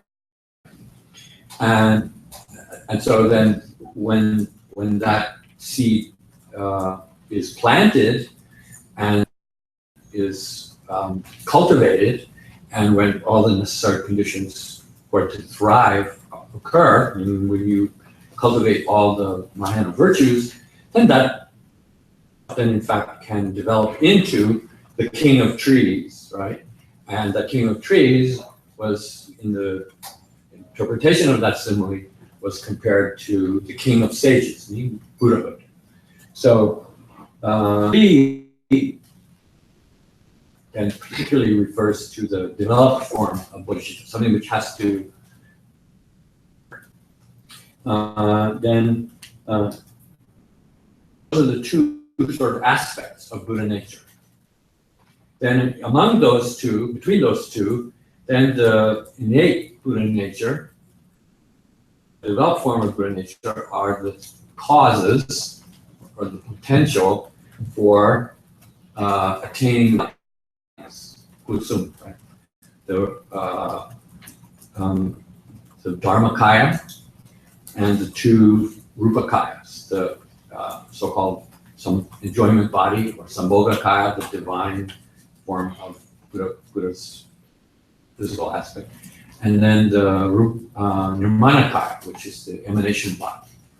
Those two. So among those three bodies, then the innate form of Buddha nature has a direct relation to the Dharmakaya. And the developed form of bodhicitta is has a parallel to and what evolves into the Buddha's two Rupakayas. You need to understand that. That means Gyumed 시부터디 라시네리 종지인데 선언부터디 계주들이 종지인데 선언의 이시 렌즈는 담보군이 담보셨을 때 선언이 저때 이시부터 니부터 라시네리 종지디 선언 이시부터 계주들이 종지디 저는 그렇지. 딩이 장바가 때문에 아니꾼이 그들이 수부터 주문이 있어요. 그 이제 종지디. So then, the aspects of the Buddha nature are the foundation. Three bodies of the Buddha are the result. Then, to get from the foundation to the result, then undertake the refinement of those two forms of Buddha nature. Joma, the word Joma means sometimes to purify, sometimes to remove, sometimes then to refine. So what causes those, we can say, to actualize the potential of those two aspects of Buddha nature,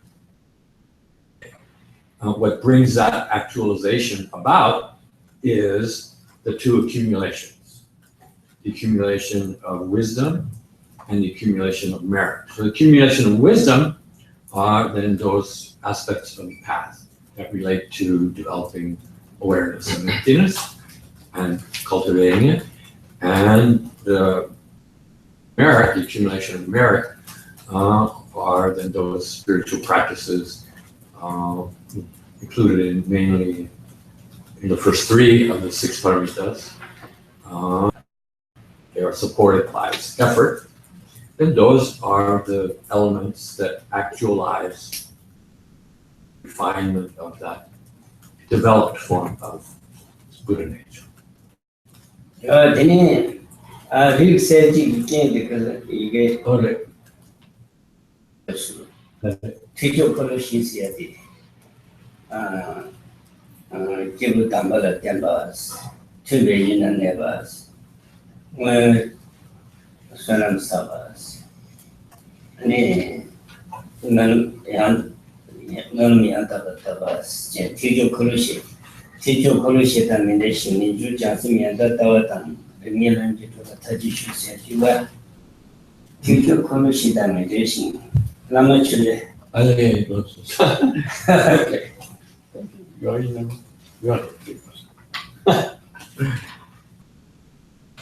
Then another point that relates to all this, another very important point that relates to this overall subject is Rik means spiritual lineage, right? Those two aspects of spiritual lineage. Seje means what awakens them. Yen factors which awaken that potential and sort of start us along the process. Then there is a formulation which is called the four of the Mahayana vehicle. The four wheels of the supreme vehicle, meaning the Mahayana. Then those are the first one is to resort to those Kibudamba means then true spiritual beings. Kibusha. Those here it means spiritual teachers. Kibudamba means then to have contact with and to a relationship with a spiritual teacher. That's the first one. Then Tumbe Neva. Tumbe Neva means then to be residing in a favorable land. Tumbe Neva. The third one is to be someone who in the past accumulated merit. And then the fourth one is to be someone who has generated correct forms of aspirational prayers. Lekpa means to be someone who has, and Lekpa means so develop proper aspirations. Then these are, which you quoted a verse from the Lama Choga, which identifies those four. I'm not sure.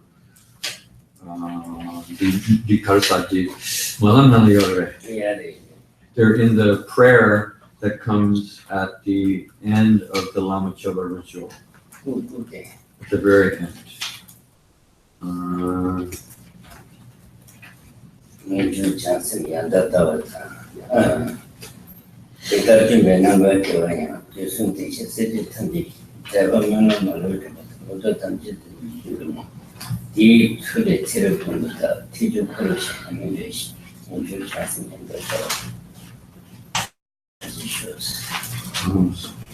So he's quoting the verses that make reference to those so-called four wheels of the supreme vehicle.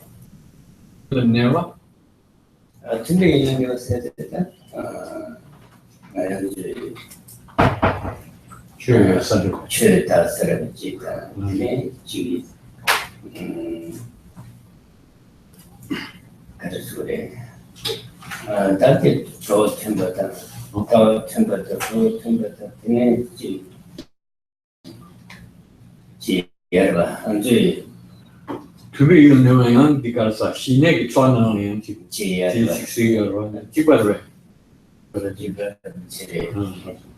So this phrase of abiding in a favorable place can be interpreted several ways, and in one sense it means then to be living in a place where the Dharma is thriving.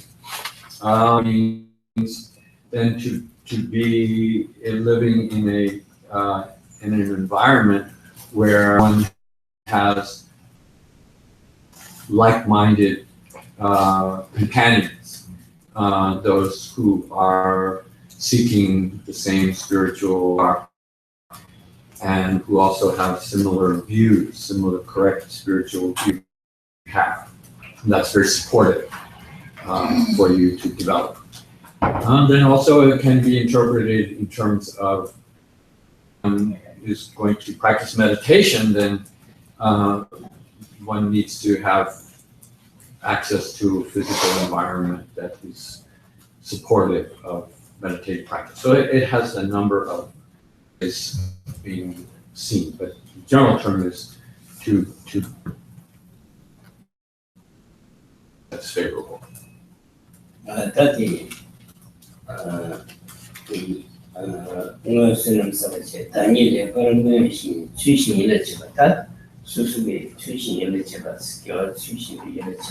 So then to have Malam is in Mahayana is pranidhana as good wishes or wishing, but it's much stronger than that. It's a form of mission, but it's one that is supported by conviction to achieve a goal. It's sort of like dedicating yourself to so you do not yet have, and yourself to make sure that you attain those qualities.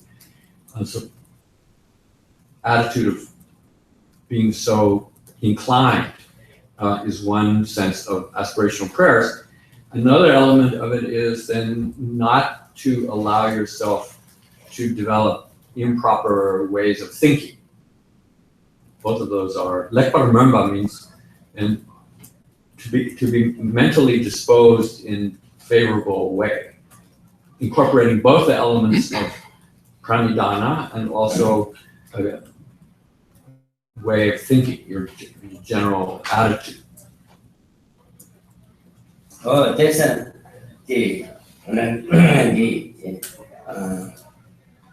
Talbot to the game, Koloshi and she and the children. Rig said Chibayina. Rig said any ever talk at Chibayina. So those attain enlightenment, in order to attain liberation, highest liberation, must apply oneself to these four wheels. And they are called that awaken the spiritual lineage in the sense that as you apply yourself to those four qualities, then you will, in fact, actualize the spiritual lineage, and then you will become more explicitly aware of its existence.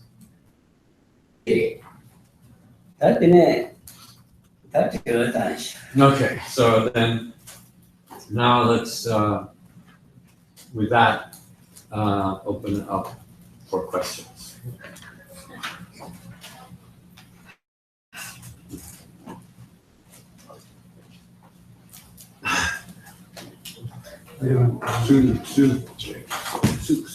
Who gets it? Yeah.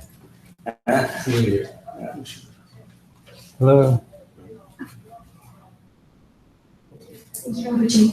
My question, I think, is from yesterday when we were talking about the parable of the printers and painters. Yes.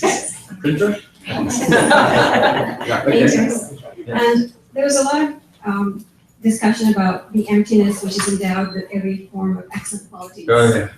And then it made me think of the way I have been reading about emptiness, which is understood in terms of non-implicative negation, like there are no qualities or characteristics, and so I wondered if Rinpoche could address my confusion. How those two relate to one another? Because one description seems to have this implication of qualities. Yeah, sort of and then, collaborations. Yeah. Then, Kesa Page Sunyore, looking at the Karasan Namba, Pigi Chot and then the Tombani and Jawa Tiare. Then, that Kasa. Sava de Sorici, Keveres, Gares, and Nangiri, the Tombani Situan, the Mega Sorici. Special Mamunangia and the Tombani Toya, Mega Yimbachi. The Situan, Aniko, the Madruba got some Megati, Tombani, that they can't catch the Gerba, the King Mavas, the cigarette, that the number of the children, and then the Tombani Situan, and Koranti, that the Nini, just Tumba. And Mega Yumbata, Chotan the Cheva Mamuya, that's Kramega jet. In company, the Kona Kundu, Tavala, vehicles, Sonam, so Mambu, Jachim, Simba Chikobia. Sonam, so Jachim, Simba Mena, Sanji, number Tanjim Chotan Lassi, Sonam, so Jachim. 아니 동반이 공부야래 동반이 공부에 제발하게 두어봐 이네 그 멤버스야티 넘버 탐제 멤버스야티 그 원에 공부도 두어라 아니 탐지 자체도 탐지 가사 그 남의 진예지 차 탐지 자체 우리 시대 권에 동반이 많지 This language from this Tombani is here. Gui Tombani is na language Tombani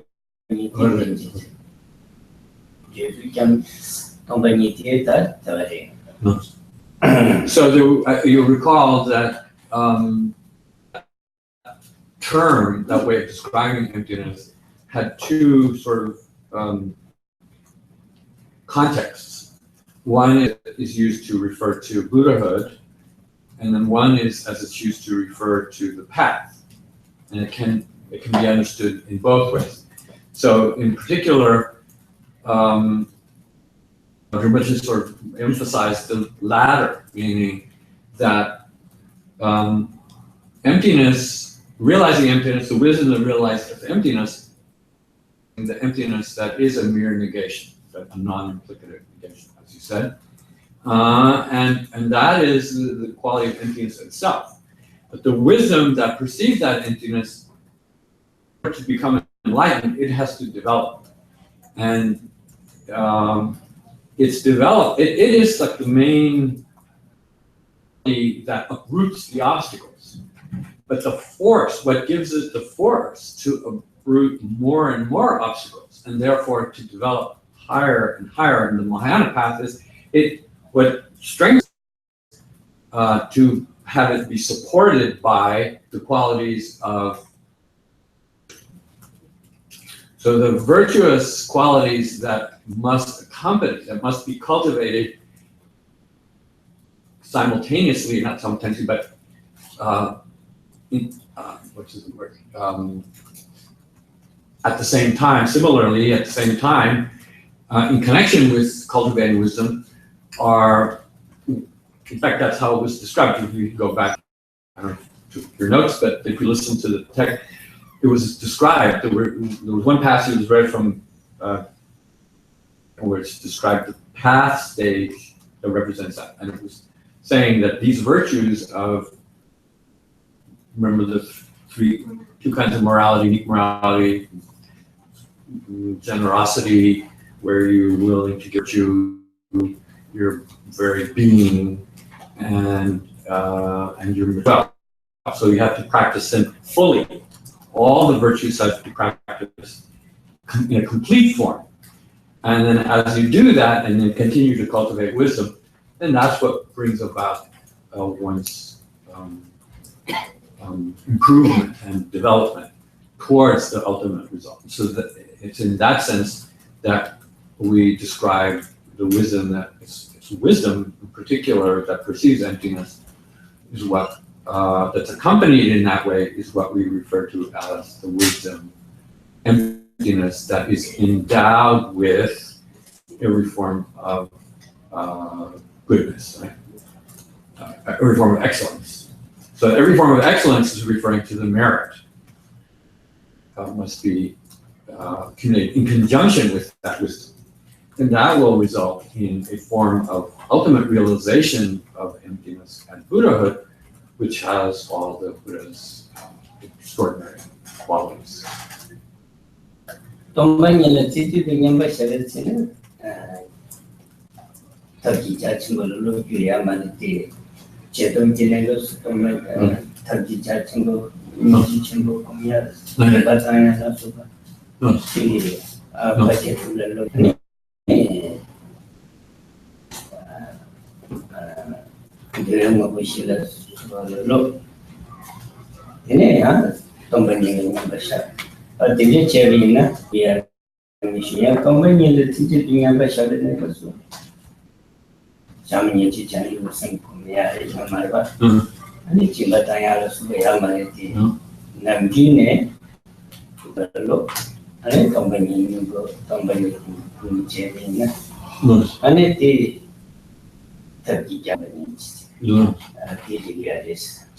when you're perceiving emptiness directly in a state of one-pointed concentration, none of those virtuous qualities are manifest. So the mind of generosity, of expressing generosity and morality and so on, are not active when you're perceiving emptiness directly. However, in the post-meditative state, those virtues. And even when you're cultivating those virtues, they have to be cultivated in a way that they are informed with an understanding of that those virtues are not self-existent. So there's the illusoriness of, as those virtues are cultivated in that way in the post-meditative state, and they're building up a kind of force. And as you continue to cultivate those virtues, when you meditate on emptiness directly, it has the ability to remove obstacles. And that also, then when you're in post-meditative state, obstacles, that endows your virtues with greater and greater strength. So they are being more effective, and then they in turn benefit your future meditation on emptiness. And then that just carries over into post-meditative. What's the word? That benefiting mutually. Yeah, that.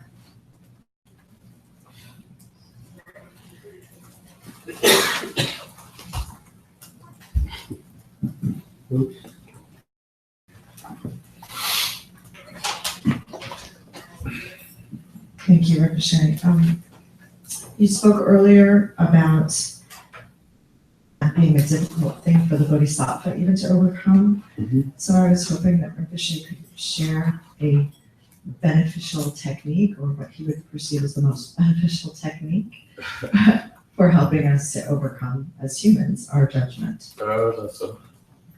내가 기능 아버지 남이야 아sen진 멤버리야 머바 sen진 멤버이 직 알레틱 나도 디 멤버에 안고 도리아 소리 로디 디 전주 발산 람 레조르 간들 꼭디 냐는디 게 최시소지 용료아래 디 나는 저기 딱 갈까 미타메바 비깝담 아니 나서 내가 보고를 감들라 아니 디기 견지 갈사 빵 빵당 그랬을 수 있어 그랬어 이제 과연 사람들이 전주 쌤 공부를 봐 공부를 쌤제 탐제 아니 민지 공부야 쌤제 탐제는 민지 공부야 아니 잠바 공부야 아니 탐제라도 산질 거 같아서 쉬어지게 돼. 정말 찌파 돌리나 쌤제 탐제 더 쉬어지게 돼. Gyumed, Gyumed, Rinpoche, Theg, Rinpoche, and all the things are done. The correct can say the correct, and the Ling, but Sangi soon to so soon to so that energy Sanjay change change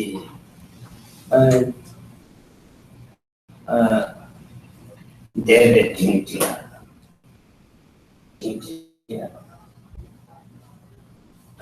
Tata change the Mao David change March change the Jerva.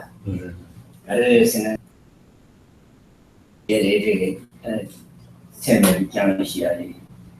아니 그나도 그 가르치는 신제면 것도 라라도 진짜 되는 것도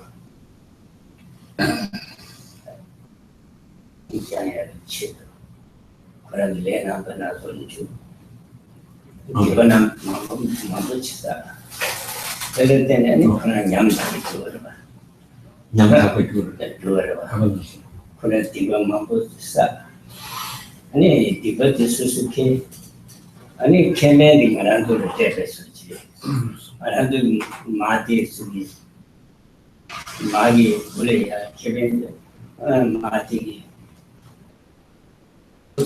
칼레만 비켜 아니 케메리 부도 슬라타다 치기야라 Jingya. No. Dingas that Kevin to the Negasu say, yeah. And it was a Suzuki Kevin into the Terra. I tell it any difficulty on business. And Yanta is near the Jungla. All those some of them. Then Negas, not the Negas, I mean. Samtana, Lord get to see in China, Lord get you but secretary say, don't get it, look at it, but say to see at it, Sayava,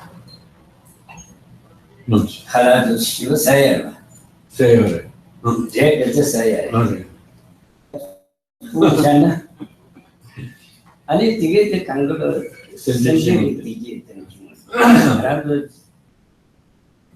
Lapatomberba. Kage Yamaro, I did it to get to Sari. I need to get to Rabari, you get to get children to get to Skanga. Gee, that day, send it to Sukatin at the Jumba. And Mahopana Sangi Kovan, Sanjay Torna, Sangi Kovan Toyamera. One and a server commissar, Niji commissar, Jampa commissar, Jaju Jessica, that's Sanjay thinking. Needs some cheap Torson, Jampa Chimsi, and they am like that. Just a mount bed. You are doing never. And that gave material only your to no, they were never. No. Young resident to surrender with the averages. Some Korea. Some Kadichu, Kadichu, never some. Anything you are to hear. And those did something. Yabuch Lodi, somebody in Yavan to Yabloti. Never had to, never alone, attending everything. So Rinpoche made a series, a long series of points about how to view our relationship to other beings. He started out by saying that we need to from with the kind of statements that were earlier, such as the fact that has the potential to become enlightened, and in that respect, that quality in other beings. That's one point that was made. The other one was that admonition which the Buddha made in regard to quick judgments about the nature of others, given that we don't have the omniscience to know what other beings are like. And there, in that statement, there's a saying that to make that judgment is like walking over that's covered with ashes. Ashes, we don't see that that's a fire pit. We might unwittingly step on those ashes and then we would fall into that fire pit. So it's like that. Measure of another person, being quick to take the measure of another person without the full knowledge that that action is valid on our part has great danger to it. So those kinds of ideas are useful. Then in addition, so he started there. He said, well, we profess to be wanting to follow the Mahayana path. And the Mahayana path then implies that we do develop bodhicitta, which is consists of being motivated by the concerns of all sentient beings. Develop that motivation, the main causes that are necessary to develop that are to have compassion and loving kindness. So it means not to make any exceptions, to be concerned with the same amount of, sincerity towards every living being. And if we make any exception, we make a judgment, a negative judgment about a particular individual, then that is, in a sense, a tendency to have a certain hostility towards another. When we dislike somebody, or we come to dislike somebody because we judge them in a way where we unfavorably, because they have this or that flaw. So that's completely at odds with the idea that your compassion and loving kindness be universal. You can't have it both ways, right? So if you really want to be a Mahayanist, then you can't allow yourself to continue that of judging people in a negative way, and then sort of kind of excluding those persons from you as being undeserving of your concern or whatever. So that's another thing to sort of help you to avoid that tendency. In addition, then the notions of compassion and the notions of loving kindness stem from an understanding in which you view yourself as patient to others. That's one way of developing loving kindness, is favorably, and to see them favorably means they've done something for you. And so that sense of the benefit that you have received from others, if it's properly appreciated, should be a response of, well, if that's true, then improper for you to ignore that, and therefore you should benefit by feeling towards others, loving kindness. And so in the instruction, that's described as kindness of others. Remember, recalling the kindness of all sentient beings without exception. So it can be done in terms of the kindness of the past, the kindness of the present, and the kindness of the future. That all sentient beings have extended kindness to you. They have done so in your present life and related to. So you went to each one of those three phases. So in terms of the past, then all sentient beings have extended kindness towards us. Usually using the quality of having been our mother. Then a mother is this nurturing being who, about you as her offspring, that to go to any lengths to nurture you. And in doing that,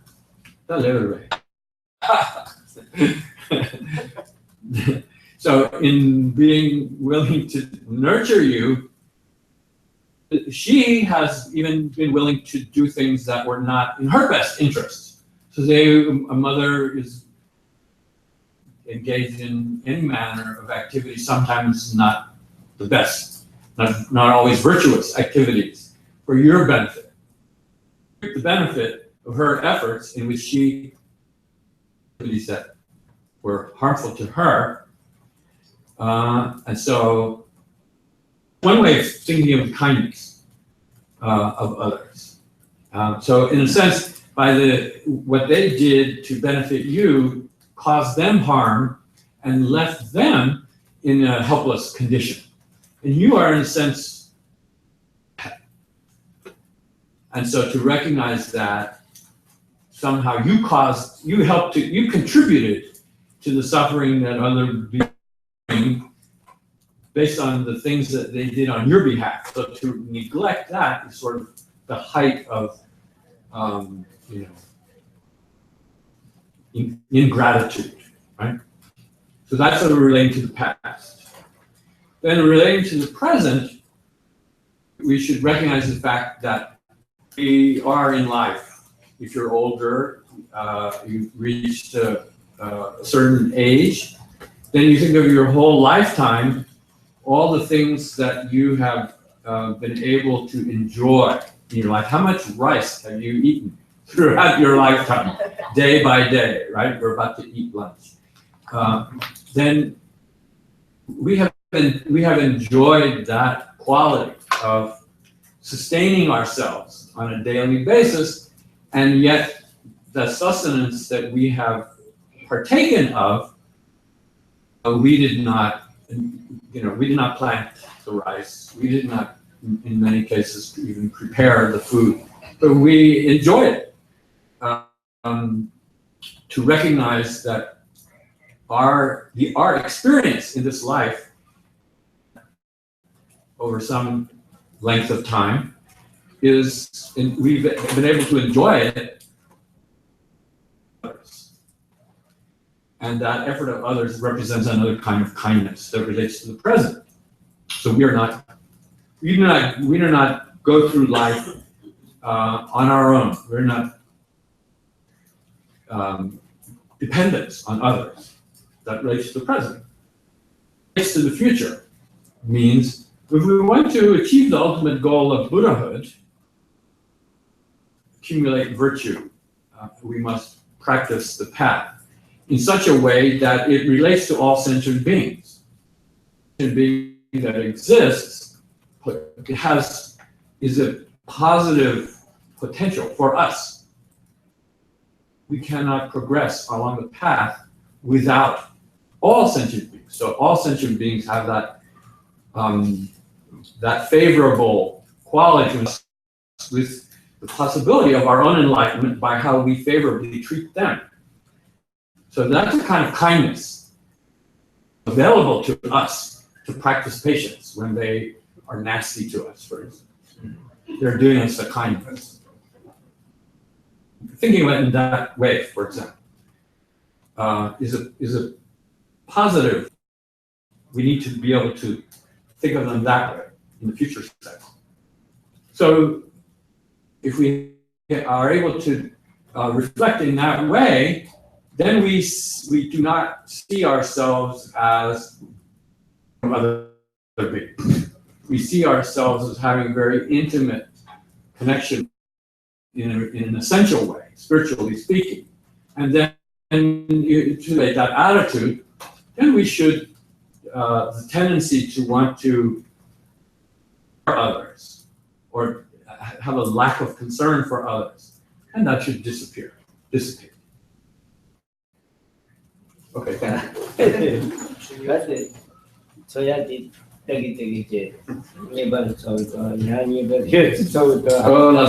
we've gone beyond the 12 o'clock time that we normally stop. So maybe depending on how lunch goes, we might 1:30 if we shoot very fast.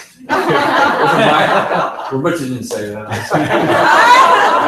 He said "tagi means let's watch how the time goes. If we finish lunch, we might be able to start at 1:30. Otherwise, perhaps a little bit later.